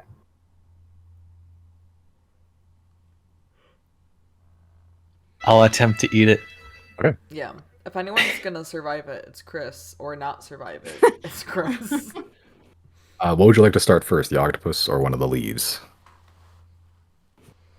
I'll do one of the leaves first. Okay. So you poke the leaf. It's pretty soft, actually. It seems like it looks like it hasn't been touched, but it actually like it looks. When you put your fork into it, it feels soft, like it's been steamed or blanched or something. So they are cooked to an extent. You sort of put it into your mouth and you squish it down. It tastes bitter. If you can taste much of anything, to be honest, there's not a whole lot of flavor to it. It kind of just tastes like you're chewing like a watery mash with like a little bit of like bitter in it. It's not great. I mean, it's edible, technically, but it's, you know.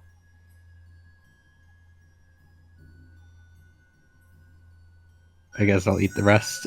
Okay. So you sort of put your fork into the squid or the octopus tentacle. Take a bite. Make a strength check. Roll for chewing.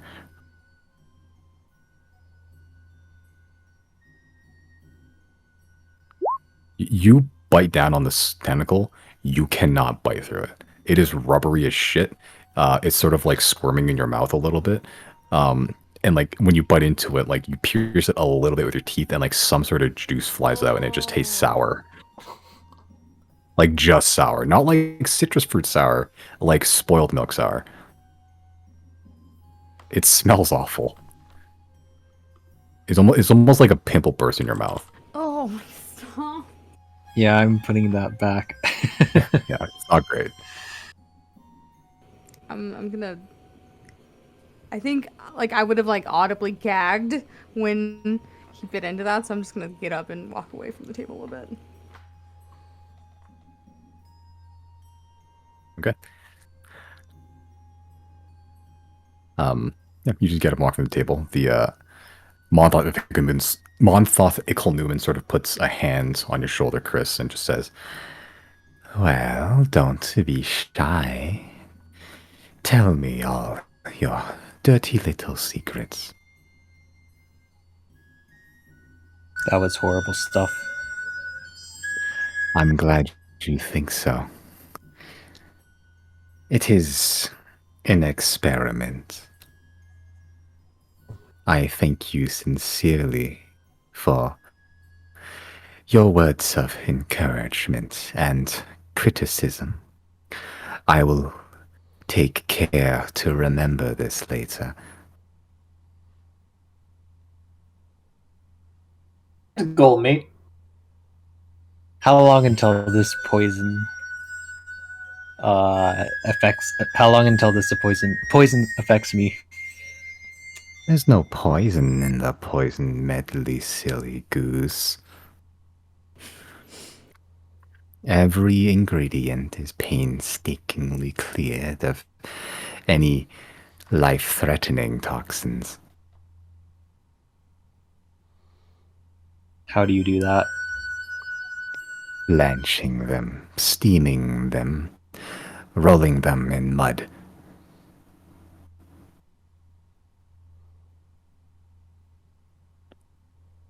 You might want to work on the taste a bit. It is not about the flavor profile. It is about the experience of eating something that would otherwise incapacitate or permanently incapacitate you in the wild. I gave you the ability to consume deadly nightshade.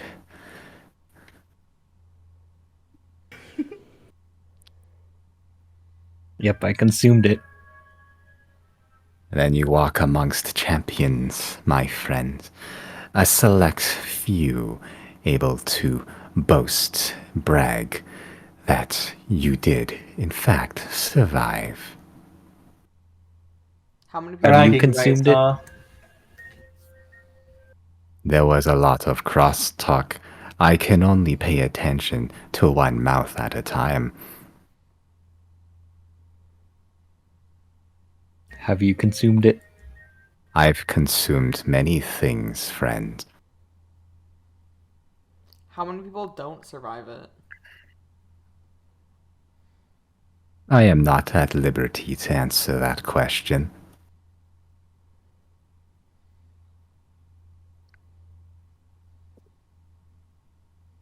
Have you ever been consumed? It is one of Earth's greatest delights to be consumed. To Vortex. return to dirt, to feed the toxins. And there is no better toxin than humanity. Well, elf. So I think I'll pass. I'm gonna grab the stuff and like dig a hole outside and bury it in there. Please return the dishes. Yeah, I'll do that. Yeah. You remove a cobblestone, then just huck the food in there.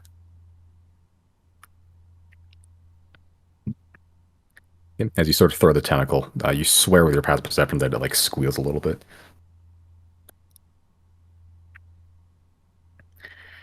Is there anything else I can provide for you today?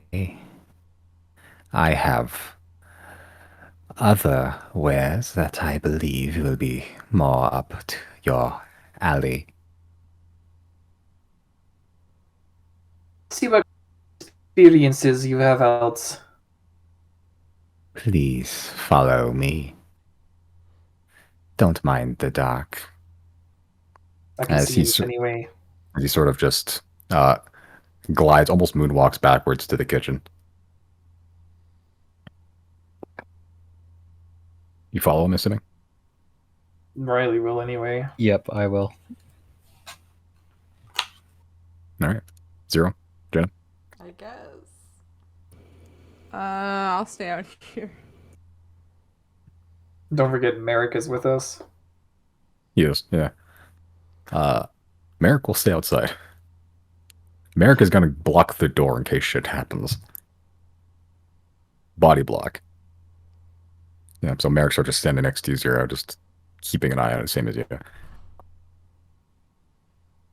As the three of you, Jana, Chris, Riley, enter the kitchen. It's a fairly small kitchen. It looks normal enough, except for the like plethora of octopus tentacles and just plants just strewn about. Some of them are boiling, some of them are blanching, some of them are pinned to the wall with nails. But there's a cellar entrance, and he sort of opens the door and just beckons you in.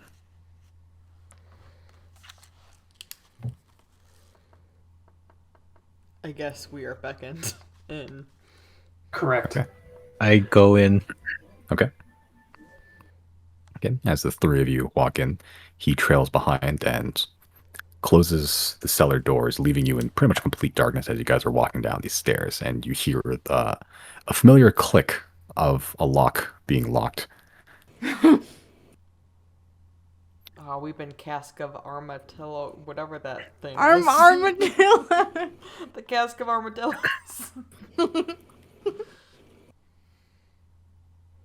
Please follow the light.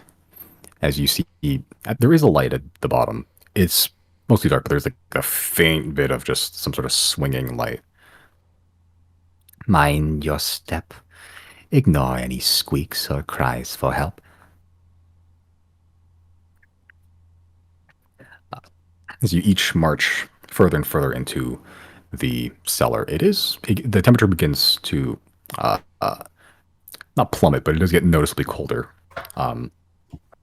As you finally hit flat surface and see that there is a swinging lantern sort of just suspended in the air by a rope to the ceiling. And you see it used to be like a stone floor here, but it looks like a lot of it's been pickaxed apart and just been tilled pretty much, leaving just a central walkway, and to the sides is just various plants growing. Some of them are like fungus, some of them are moss. You see a couple of what looks to be rat carcasses just sort of half buried in like the base of some of these plants. There's just a lot of plants down here. And at the back wall, you can see with your dark vision, just a big row of vials. Just some big, some small, some thin, some thick. Just a lot of vials. Some of them filled with liquid, some of them not. Some of them capped with some sort of screw cork. Some of them capped with an actual cork. Monpov Ickle Newman sort of just walks past you a little bit. This is the ingredients of the toxic medley. Unraveled, untainted, unrefined. I sell medleys of toxins.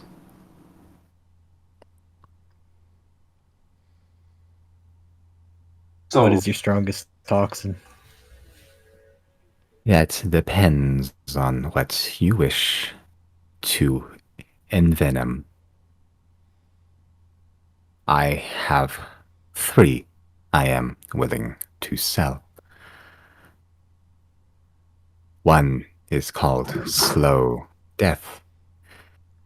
When someone is envenomed, it will slowly, yeah, we know that one. We're familiar. Are you now? Mm-hmm. You are familiar with my wares. Do you? I see you are big fans. Where Did this- you this- have a customer with a face mask once? Many customers are masked of face when dealing with my particular set of wares. Such as one with perhaps a snake mask? You refer to a gravekeeper. So, not in cahoots with them, but I rather... sell to anyone that has need of my wares. Interesting. Slow death, huh? Alright, what else you got? This one is called rapid necrosis. It will signal. I'm going to look up the rules book. Just double check. I have a list of all the things he sells. They're just like, I don't remember what they do exactly. So, fuck. Oh, yes, here we go.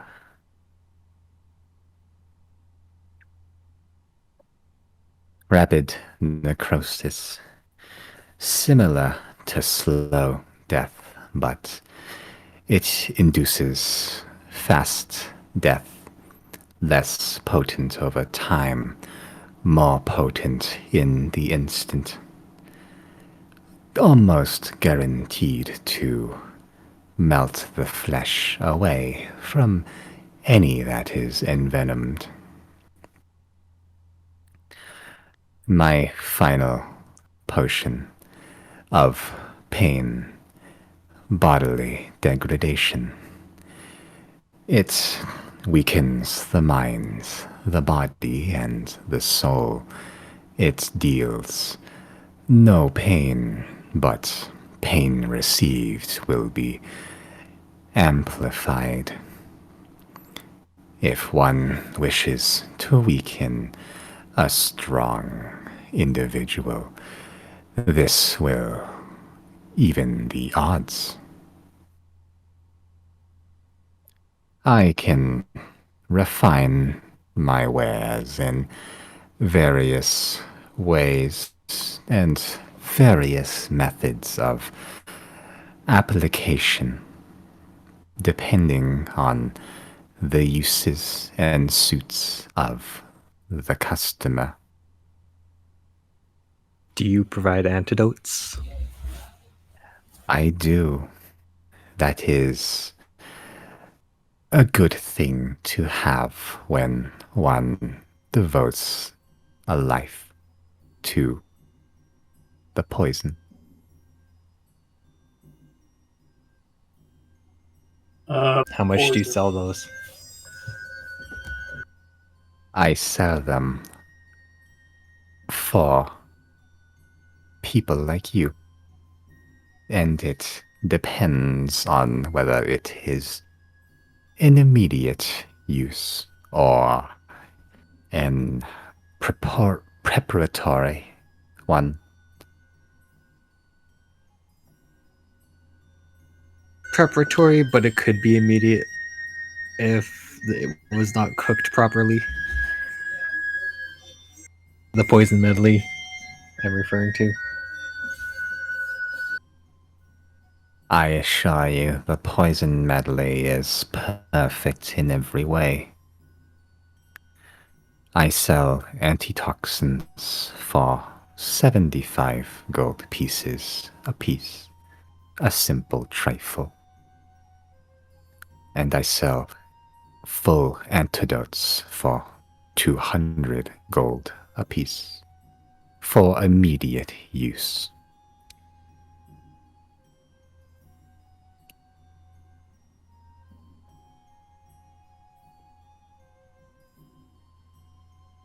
I don't know, that weakening one for 200 gold? That's pretty good.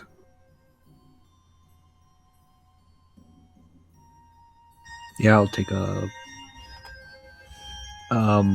antidote if possible. Oh, the antidotes, sorry. Antidotes and antitoxins. Separate uses for the same thing. An Right. No, go on. antidote for the gentleman.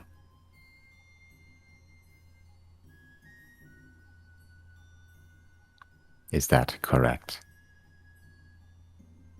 Yes. 200 gold. Sort of puts a black gloved hand out. You can see the fingers are actually kind of weirdly spidery and lanky. I paid 200. Yep, you just write one antidote in your inventory. It just removes the poison condition pretty much.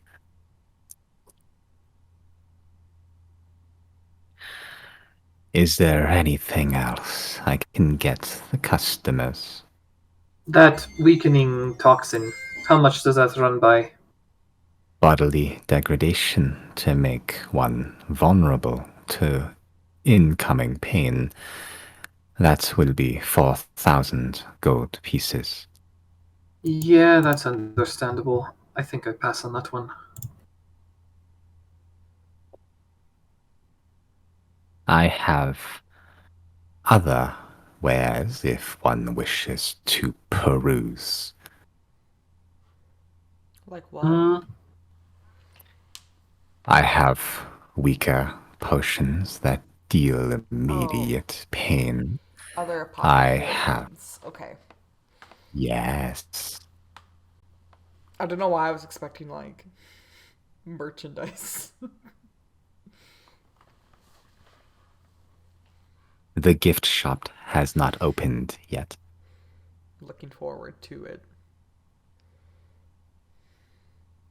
Can Jana, I guess while this is going on, is just looking at the plants, just studying them. Yeah, make a nature check. Boop, boop, boop. I'm so mad I don't have to speak with plants right now. Yeah, that this would be interesting place to do it.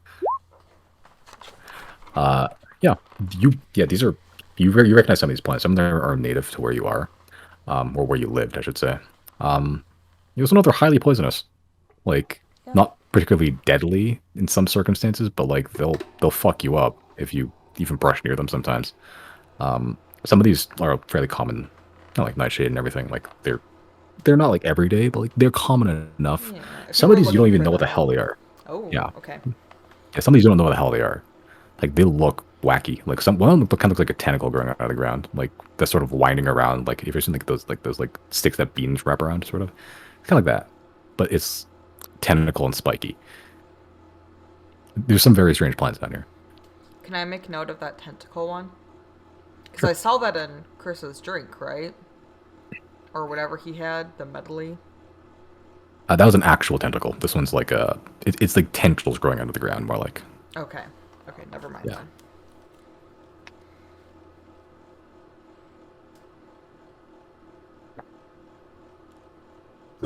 Are you satisfied with the single antidote? I most certainly am. Small one sort of looks towards you, Jana. I think I'm done here. Ah, disappointing. If you would please follow the steps up, back towards the land of the living.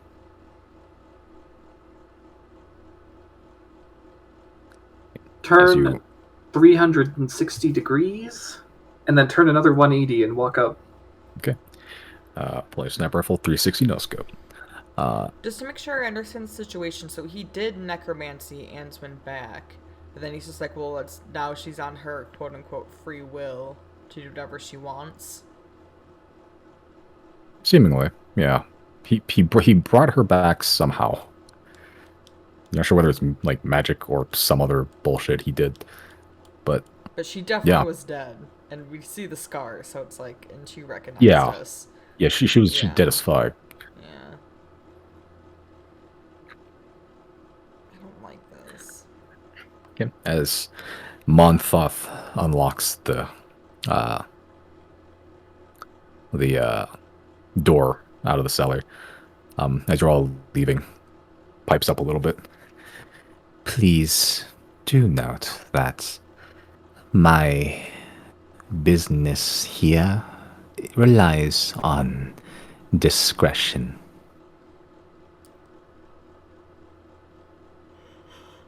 Yeah, I don't really want people knowing about this, so it's all good. You are a smart man. How I would love to poke inside your brain to understand its inner mechanisms. You know, there's magic spells that can do that. Do let me know if you know someone that can perform such an art form for me. I'll keep you updated. Okay. What's happening? Zero. You doing anything? I don't know. What's the crowd looking like in here? There are two people, about to be one, because one dude almost threw up and is leaving from the toxic medley. The only person left in here is just looks like a very sad looking man, sort of balding in the corner, just poking at a regular Rakaplam, actually. I mean, if they're gone, what other, like, where did they go again? They went like through the kitchen door. Through the kitchen doors, yeah. It's the sort of, yeah. If you go into the building, like from the outside, it's just straight across the kitchen door, pretty much, just against the back wall. I wanna wait. So have me and Merrick been standing outside the whole time? Yeah, you get because it's up to you. You can stand outside the whole time. If not, you can do something there while they're there. They spend like 10 minutes or so. I'm nosy, so I kind of want to go creep up the. What direction did Answin come from? Is it like the rooms, like where people stay? There's just an upstairs, and she just went upstairs. You have no idea. Because we stayed at the night fort before, right? Yeah, Yeah. it's like an upper floor, but like you didn't. She just went upstairs, and it sort of just turns out of view. You don't really know where she went from there. She has a room there.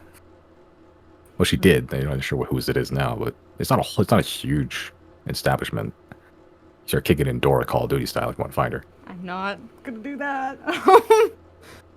I kind of want to stealth up the hall and just see if I can hear anything. Sure, make a stealth check. I say that, and my fucking perception's ass. I'm not gonna. This is gonna be a waste of time. You stealth up. You stealth up real good. The stairs are kind of creaky, but you have no issue circumventing that. Merrick was beside you, so he doesn't lose sight of you. He just see you go upstairs, but he doesn't follow at all. He sort of just goes to one of the toxic medleys and just starts chewing on a little piece of tentacle. Okay. You do as you're going up, just before he crests out of view, he sort of, as he's chewing the tango, he sort of gives like a not bad face, just like, oh. That's disgusting. But you do go upstairs. I do have a map of the night fort actually. When y'all fought the, yeah. So it just goes upstairs. It turns to the left. Then it turns to the left again. Yeah, I can bring it back to the night fort real quick, just so you have like an idea. Yeah, I don't know. I guess I'm just trying to. I'm nosy. And I'm just trying to see if there's any other like guests here, because this guy doesn't seem to be able to keep any type of business. Okay. So there's a number of rooms so you can try to go into if you'd like. They're all closed by the time you get up there, though.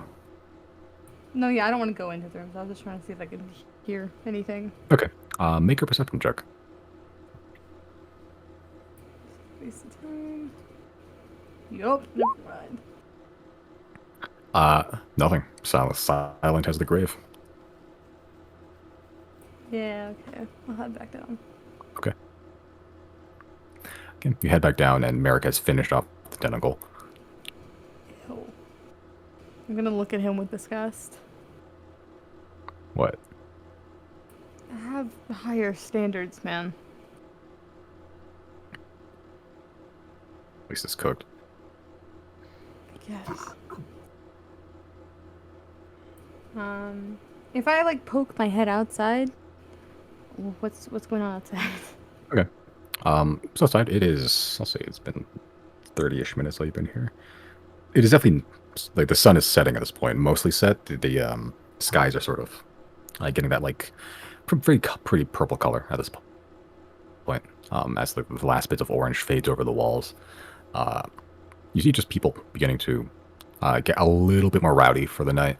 There's a couple of taverns, tavern goers, I'd say, just going through the street, finding just new places to crash, pretty much. Some of them are already just day drunk at this point, just carrying tankards that they probably stole, like spilling drinks everywhere. But otherwise, it's not too busy.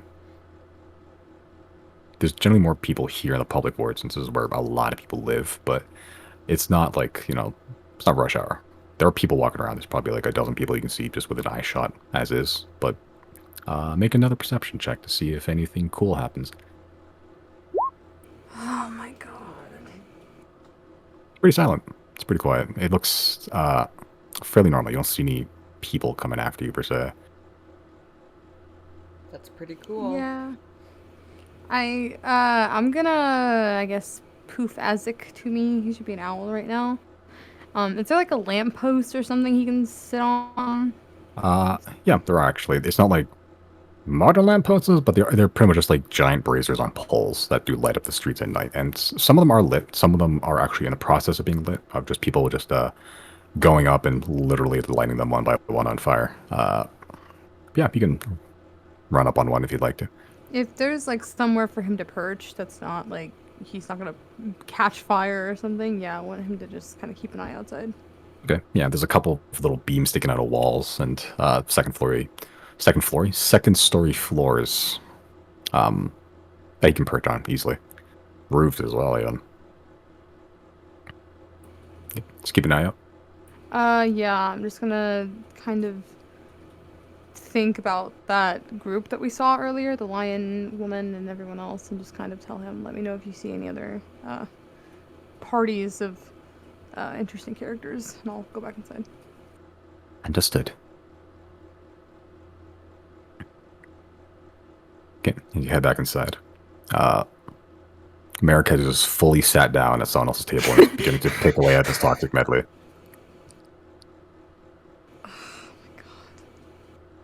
There's other like inns around here, right? Yeah. Other the taverns and stuff. Yeah.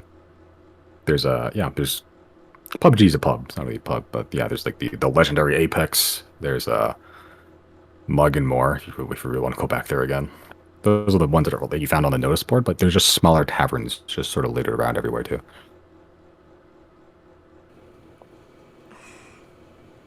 I'm gonna ask him, I guess, like, do you want to go get something to eat somewhere else? Can you wait? What's wrong with eating here? Oh, I guess, man. Do you? I'll just perch against the wall and wait for everyone to come back, I guess. Okay. Okay. So, well, yeah, about another 6-7 minutes ago or so pass by as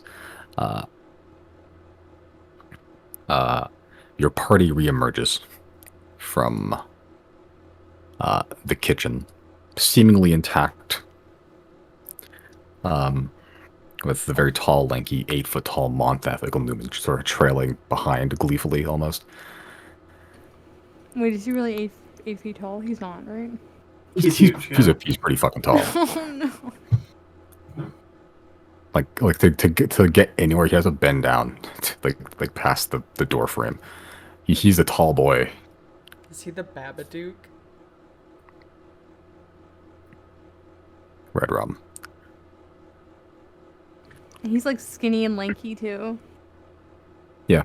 Oh my god, tall people are so scary. He's an e-boy. E-boys ruined my life. I was thinking more like Slender Man, but yeah. Is Slender Man not an e-boy? He's some sort of apparition, a droog. So an e-boy. Yeah. Yeah.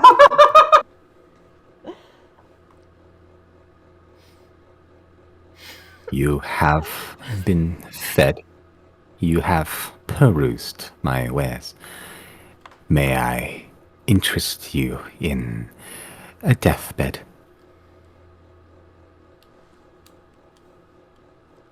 Okay. Yeah, I could go for a nice hot cup of dye right now. What time is it right now? It is evening. You check your watch. It is currently 6:30, nearing 7. Do you guys want to stay here tonight? The options, right? We Me stay and here. Merrick. I To don't be know. fair, I this get is one of bad the- vibes here. I don't know. I do too, but on the other hand, this is a very low traffic area. If there's anywhere we could be and not get caught, this might be one of the only places. You're right. Like, I don't see any crowd of people coming in here tonight. Yeah. This is a very good place to bunker down, yeah. I wasn't on That- the Wanted posters, right? What did Barrett say? I wasn't on the Wanted posters, right? Was he? I thought he was. No. He wasn't, right? No. You didn't see a Well- poster for him. It was just the 4 of you. I guess as far No? as some people know, he's still in jail, right? I guess. Like over here, it takes time for news to travel. That doesn't make any sense, though. I would just, Merrick, I would just be careful. Because your face wasn't on the posters we saw, no, but I wouldn't be surprised if they're looking for you too. They've Oh, already put Merrick. out flyers for us. I sent the dragon back into the air. I guess I'm staying here then.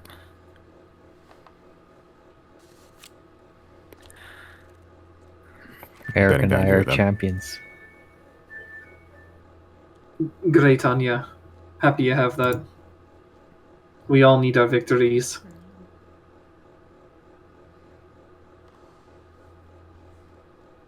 A bed for all of you, then. Well, ideally our own beds. Not No, one just for- one big one bed. big- We'll sleep One like they big did bed. in Charlie and the Chocolate Factory. Like foot to foot.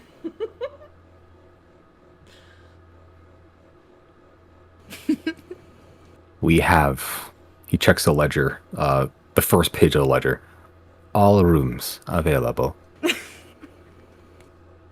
That is 8 beds and 1 deluxe with deluxe service. I'll take the deluxe. What does No, deluxe service that's mean? that's Antoine's room, right? You catch on Yeah. quick, like Chris is gonna be the like, I Venus. said what I said. catch on quick, like the Venus fly trap catches a fly. Chris is gonna double down. Chris, you do not. This is what I'm this is in character. I'm gonna look at Jana and be like, Oh, he's I'm gonna assuming double this is down. all in This is what he character. does. Yeah. Yeah, Chris, do not. He's gonna do it. This is what he does. I'm gonna do it. First Claudine, now Answin. Wait till You- Riley finds somebody. Chris, you tell me what you're signing up for right now. Do you even know what you're signing up for? Magic. No. No. No. That's not what's happening here.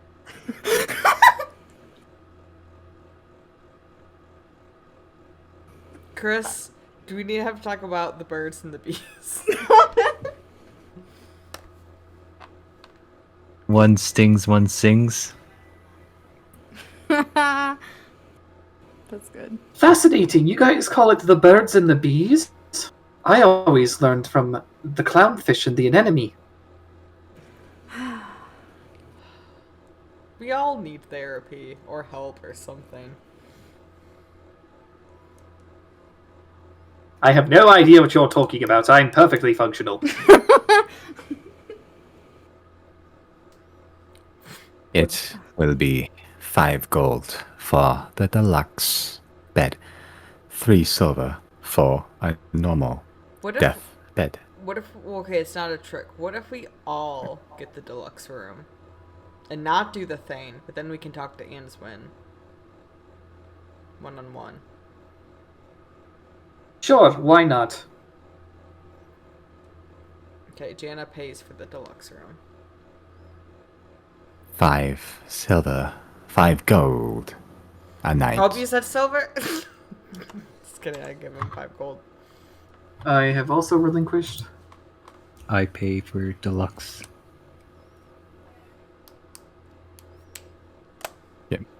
So we're all so okay. So you're all getting I separate think- rooms, right? I Or we're all think getting we're one all room, getting just the all- deluxe room. You're all Or gonna people cram. can do whatever, but I'm not letting Chris go in there alone. Yeah. 5 silver for the 5 gold. 5 gold for the deluxe. He loses his accent. Ah shit! Let me check. It's good. Okay. 5 gold for the deluxe, 3 for the silver. I can no longer speak today. Apparently, 3 for the normal room, 3 silver. So who's getting what? Jana's getting the deluxe bed. So is Chris. Apparently, Yeah, so is Riley. so is Riley. I'll get my own room. Okay, so 3 silver. Is there just one bed per room? There's 4 rooms that have their own bed, and then 2 of them are communal rooms that have 2 beds each. Okay, I'll get a communal room for me and Merrick, I guess, if everyone else is gonna hole up in that one room. Do you want Giorgio with you, Zero, so you're not alone? No, that's okay. I'm not responsible enough for a child right now. Have a good Yeah. talk, Jana, and I'm gonna like elbow her a little bit and just like wink. Jana just looks at Zero, just like flat-faced.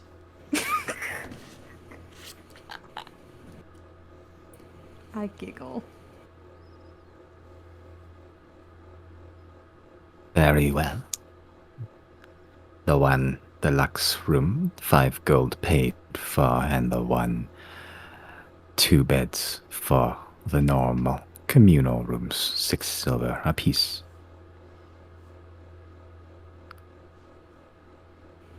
I said 3 silver. 3 silver for a bed. Yeah. Mm.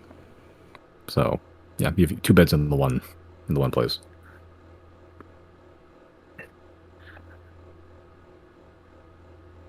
So you can remove the money yourselves. Whoever wants to pay what? I already did. Okay. I will have your rooms prepared. Have a good night's sleep.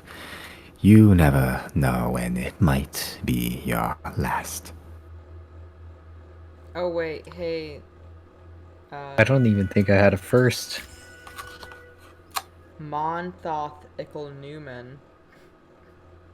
Yeah. I have one last idea for you before we head off to bed. If you were to create a drink that would irritate the throat with the poison, you could call it a coffin.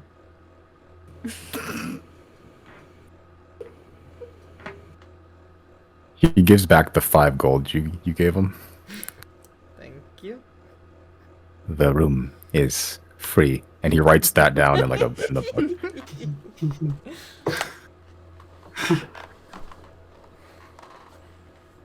Let's go get some answers.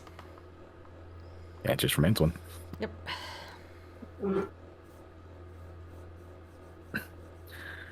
Okay. As you all head up, are you all going in there or just? Yep. Yeah. If Chris goes in, Riley goes in. Okay. 0. I mean, if we're all going for information, I'll guess I'll follow. Yeah, I mean, you don't have to stay here if you don't want to. Yeah. Drag Merrick with me. Unless he's eating, I'll leave him alone if he's eating. Oh, he's finished the plate. He's gone. He's done. Okay. If you drag him up, pretty much, dragging Merrick is kind of like ushering a horse a little bit, or it's like you're physically not able to actually pull the guy, but he's sort of just following along wherever you lead him. You just bring him upstairs. You probably bring him to the Answin's room, or just throwing him to one of the beds. I mean, if he wants to, I'm not actually gonna like hold his hand, but if he wants to follow me, he can. Otherwise, I'll just be like, here's a room. We're gonna go talk to someone. He can do as he pleases. Yep, he walks into the bedroom, the one that you rented out. I'm gonna check for anything weird. Yeah. Okay. Okay. As the 4 of you enter the Answin room, same room where you found her throat slashed. As you walk in, it looks pretty much the same. The bed sheets have been cleaned. All the blood's been scrubbed off the floor. There's still like a vanity with a mirror and everything in the corner. It's just a fairly standard room with like a double bed, pretty much. And you do see sort of just a sitting sort of head in her hands, sort of elbows just resting on the knees, just Answin sitting there. As you open the door, she sort of looks surprised or shocked, taken aback.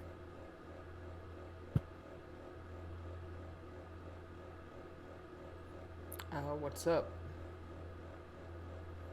Hey.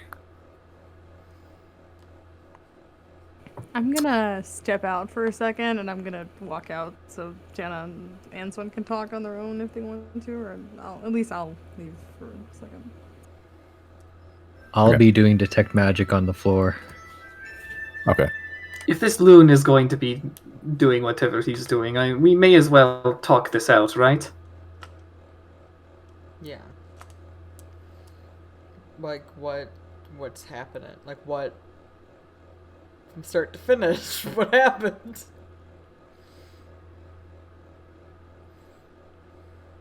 I died. Mm-hmm. Yeah. We saw. And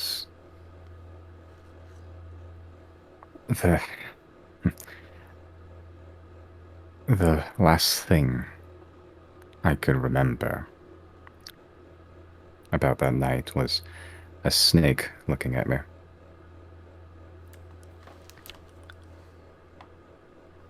And then the next, I was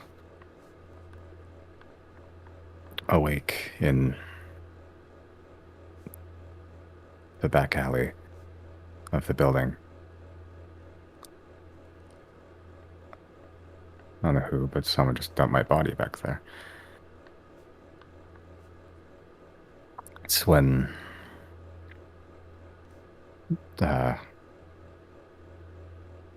Monthoth apparently revived me.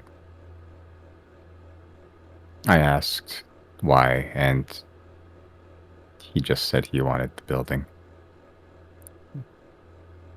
The only thing I owned. But he wouldn't really stop. And I was afraid he'd take back what he gave me, so I gave him the building. I don't really have anywhere else to go or any skills other than the ones I have. So I kept working here, making something.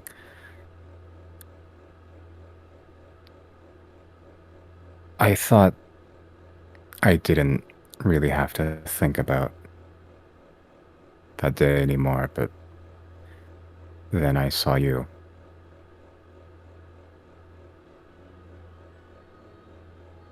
Yeah, you'll have to forgive us that one. We were back in town, figured we'd see how the old place was going. Because, I guess we should get the worst part out of the way first. He'll pat Jan on the back. This one avenged you!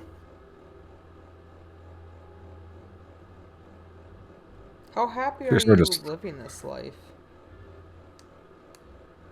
Sorry, go ahead, Simon. I sort of just looks towards you as you ask that question.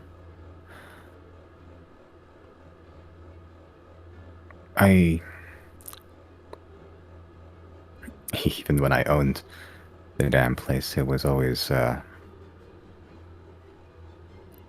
stepping stone towards a dream to, well, just going somewhere else. But now I don't really own anything. So why don't you leave? And do what? Go where? With what money? I don't know, do anything else.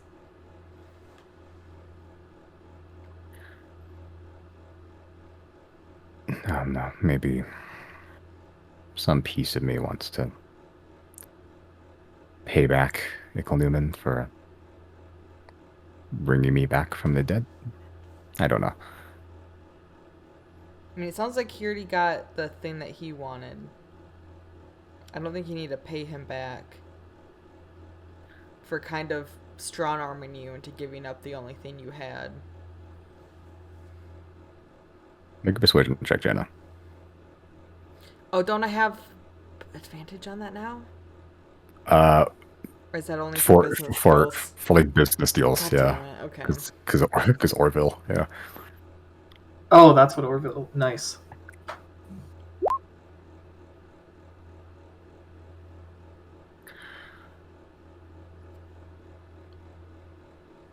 Are you All sure? I know is this town. Everyone I know sort of came from here.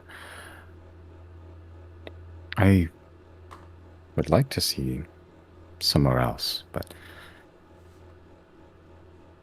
I don't know.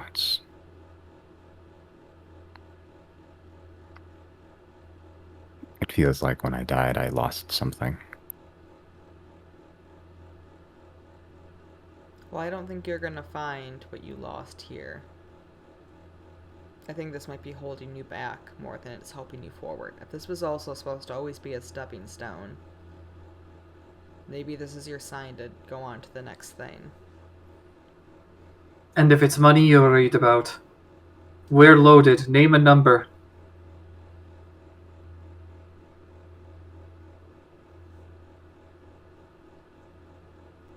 Why are you here?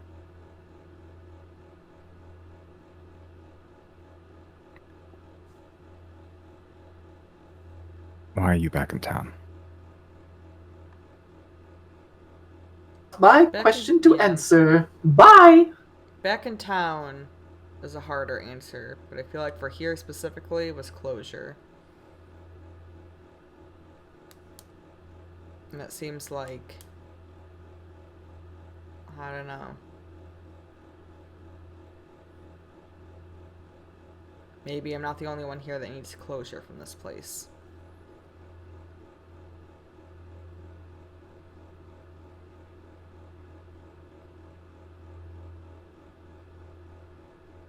Make another persuasion check.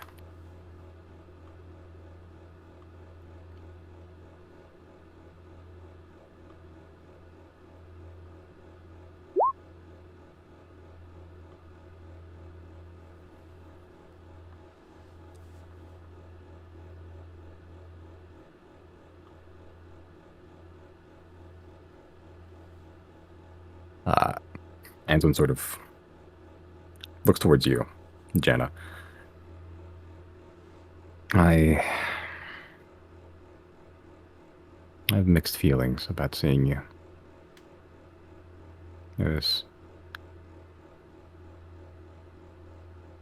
was nice talking to someone as a person, for once. At the same time,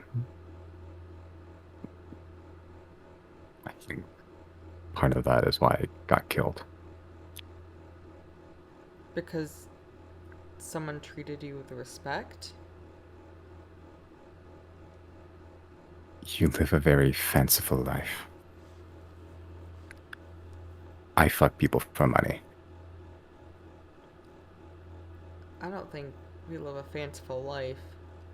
And also, I don't know, there's also no shame in doing what you have to do, but if that's not something that you want to do,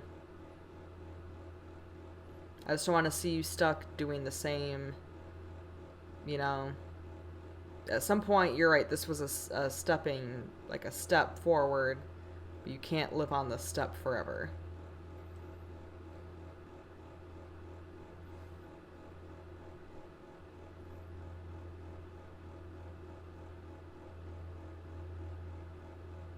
I don't know where to go. I can't speak for the group, but maybe for a little bit. I don't know, maybe you could come with us just to get out of this town, since it seems like you're struggling to leave. And then maybe once, you know, you get somewhere else, maybe settle down, try to figure out something else for a while. Pop my head in and be like, "You like the desert? We're going to the desert." Said you wanted to travel. There might be some dessert in the desert.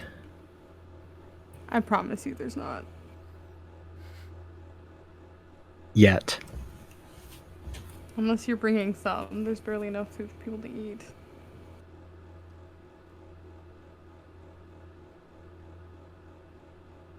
Gonna make one more persuasion check.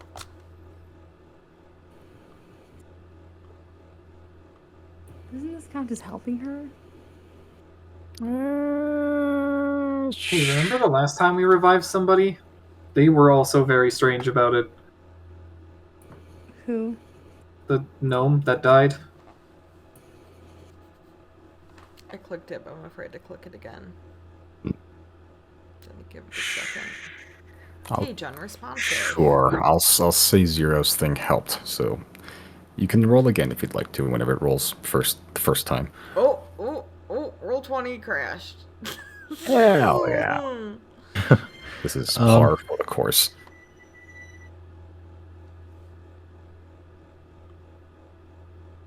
Has detect magic went off or still going? I'll say sure, this whole conversation. Inside this room, in a 30-foot radius, you detect no magic, except other than the sources of magic you have on yourselves. Okay. It's loading. One moment.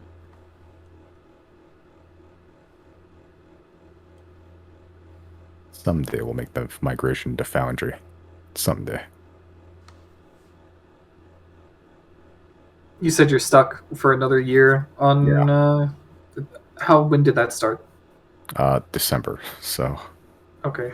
I will hold another year of this. Plus, I don't think it runs on everyone's machines too well. So Set a Gives me reminder in time your to- phone for November to cancel like your payment. Yeah, I did already, so it shouldn't happen again. Gives me time to upgrade. Yeah. True. We won't be done for the fucking the campaign, to be honest, by this time next year. We'll see. Maybe that's not appropriate then. New campaign and a new. This isn't. Yeah, the that's game what I'm system. thinking. What would you call something like Roll20? Because it's not the game system. Like the whole thing is just like a virtual tabletop. Tabletop, yeah. Yeah. There A we go. VTT. God. Persuade check still going. God, it's loading the character sheet. It's just so Yep. slow. I think after the session, I'm gonna clear the chat log. Hope that speeds it Didn't up a you little do bit. that? 'Cause I noticed it was cleared when we came in. No, it saves the chat logs until I Oh. clear it. So like I could go back and see every roll, every chat message. Got it. So I'll clear that after that. I meant to do it before, but I forgot. I do like that Roll20 has now added like the when you try to like load something, now you like have like the loading animation to know that it's doing something, not just stuck forever. That is like I've noticed it in the past month. It feels like it's doing something, but it could not be. Yeah, it's at least giving me feedback that it's thinking about something. Would you like me to roll for now? Yeah, you might as well, because Okay. knows when this will actually. Okay, so you don't have any bonuses to persuasion. You do get advantage from 0. Yeah. It's 11. 14. Okay.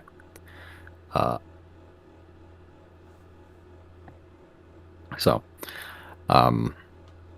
as you offer the chance of traveling with you, Antoine sort of just...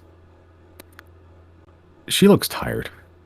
Like, not just like physically tired. She looks tired that way too. You can see there's like... It's hard to notice before, but like she has like some bags under her eyes that like she sort of sloppily tried to cover up with a little bit of makeup. Yeah, for all intents and purposes, it kind of looks like Antoine's falling apart a little bit.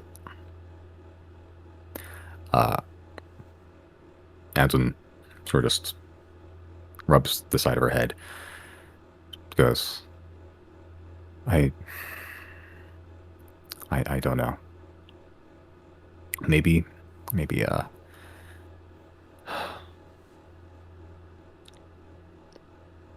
give me some time to think about it. Yeah, we'll probably be here for a little bit. Like you said, you can just hop to the next town over or something. Just you got to break your routine a little bit, I think. We're happy to give you any money you need to make it happen. You have a chance at like, you know, this is your second life. Don't, you know, do something different.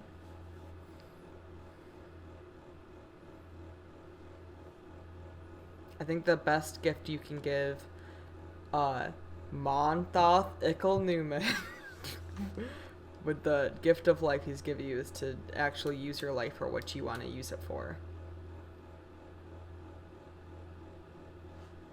I don't think Monthoth really cared that I lived or died. Right, so Then why you won't did you care that you're want not to pay here. him back this whole time? Exactly.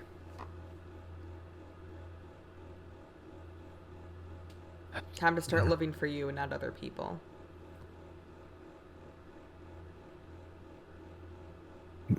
Please give me some time to think about it. Yep. And You went to the room, right? we're all gonna leave this room now. Everyone. Janet, Riley will Chris's drag arm. Chris out, yeah. Yeah. Adventure awaits. I forgot how much I didn't like you. It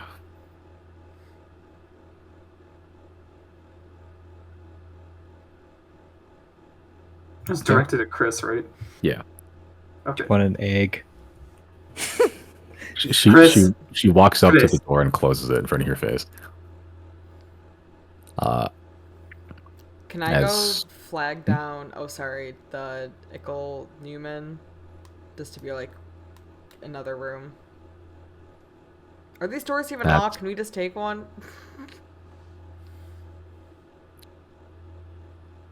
He hands you a mug. Drink this. What is it? He just smiles. Oh, Jana will drink it. Like a little tiny sip, just a little sip. Okay. You drink it, and it first feels like a liquid passing down your throat, but then you sort of get that like tingly feeling in the back of your throat. It almost feels like needles a little bit poking like your uvula in the back of your throat and your palate and everything. You start coughing. Pretty much. It's perfect. Yeah, like you're swallowing nettle. Like it's not great. Is there a chaser antidote? This has been a resounding success. And he just leaves you to your coughing fit. We There's need no another version. room. Take it. Does she need an antidote? It's up to you. We don't give Jenny your 200 gold antidote. You're loaded. It's nothing. It's whatever.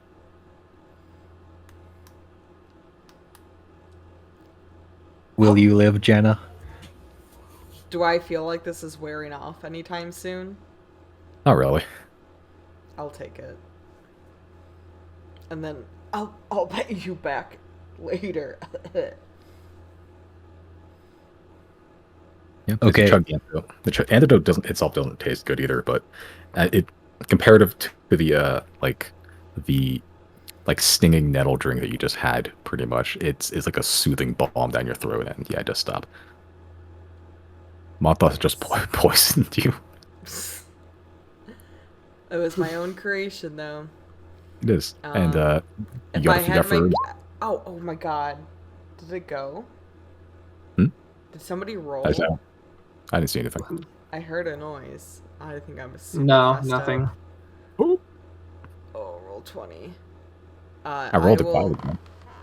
give Chris, now that my character, she is actually loaded, the 200 gold. Okay. All right. Okay, thank you. Okay. As, yeah. Is there anything you'd like to do for the night while you guys are in the night for it? I'll just go back and get another antidote. Okay. Yeah, easy enough. As Monthoth is still, there's no one in this place at this point.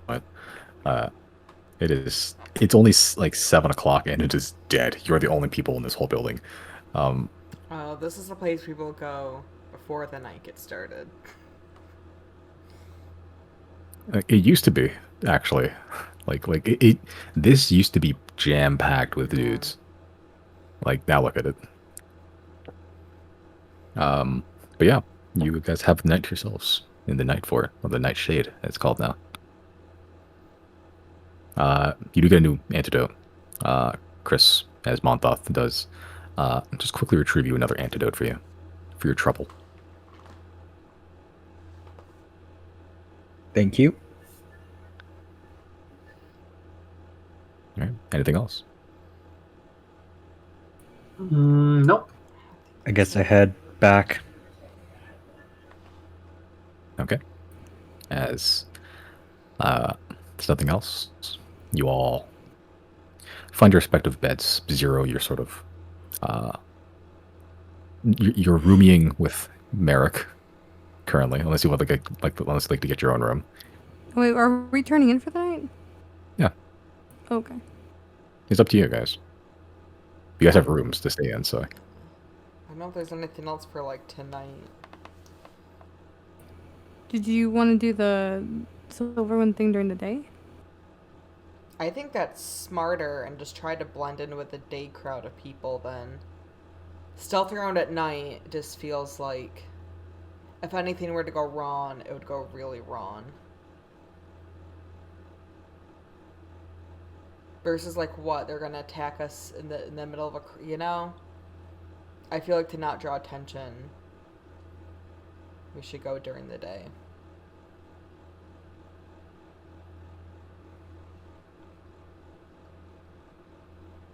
But I'm up to. I mean, what do we want to do?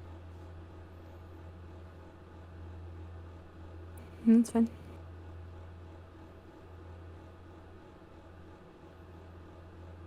When we went the first time, we also went during the day, right? To scope it out. And there were people and stuff there, right? Of course.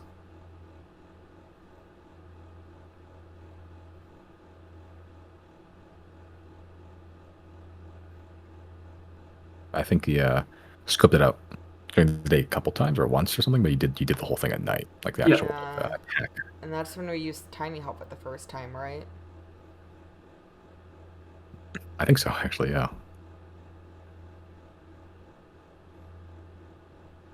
Yeah, it's up to you guys. I What don't you guys know. want to do? Yeah, I'll leave that up to you guys. Yeah, I I'm just good to feel just like- stay there. I just feel like Silverwind is really looking for us. And like, I don't know. I feel like going back there kind of feels like a trap. So if we're going to do it, have every advantage we can. Right, so that begs the question, why do it? I mean, I'm down to do it. Well, you're down to do everything that's bad, so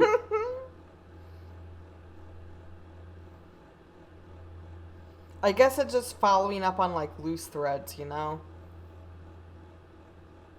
See if they're still operating there, perhaps, or if they've moved location. Yeah, that's why I just want to make sure that they're still not operating there. Can you imagine if they were idiots? But like, I don't know. They also do seem pretty dumb. alright, fine, you've convinced me. Or persons of interest.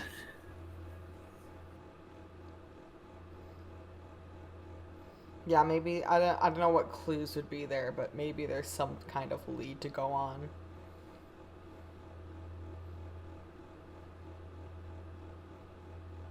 What if like mail exists, right? Like postal? Yeah. Do you think they have a forwarding address? Do you think they're that dumb?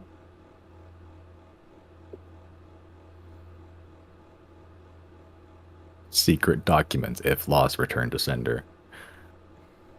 Maybe. Or like, hey, we've moved. Sent to new office.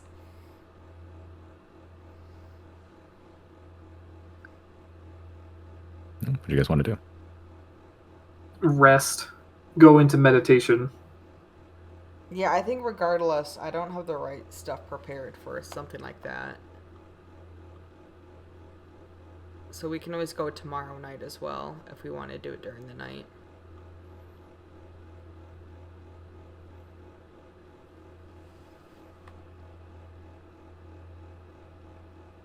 All right, is that the plan then? Yep, I think so. Like, we'll rest and then check it out tomorrow. Yeah. Okay. All right, as you all eventually find your beds for the night. You all begin to bed down, try to get yourself comfy. Janet's a little bit less comfy. There's a weird tenseness in the air after the conversation with Answin, for you in particular. I'm gonna pull everyone out of their spaces. So like Giorgio's out, Flumph is out, everyone's just huddled up. Making a big ball of warmth to keep everyone nice and steamy. All right. Eventually, sleep does find you. And that is where we will end it for tonight. Aye, aye.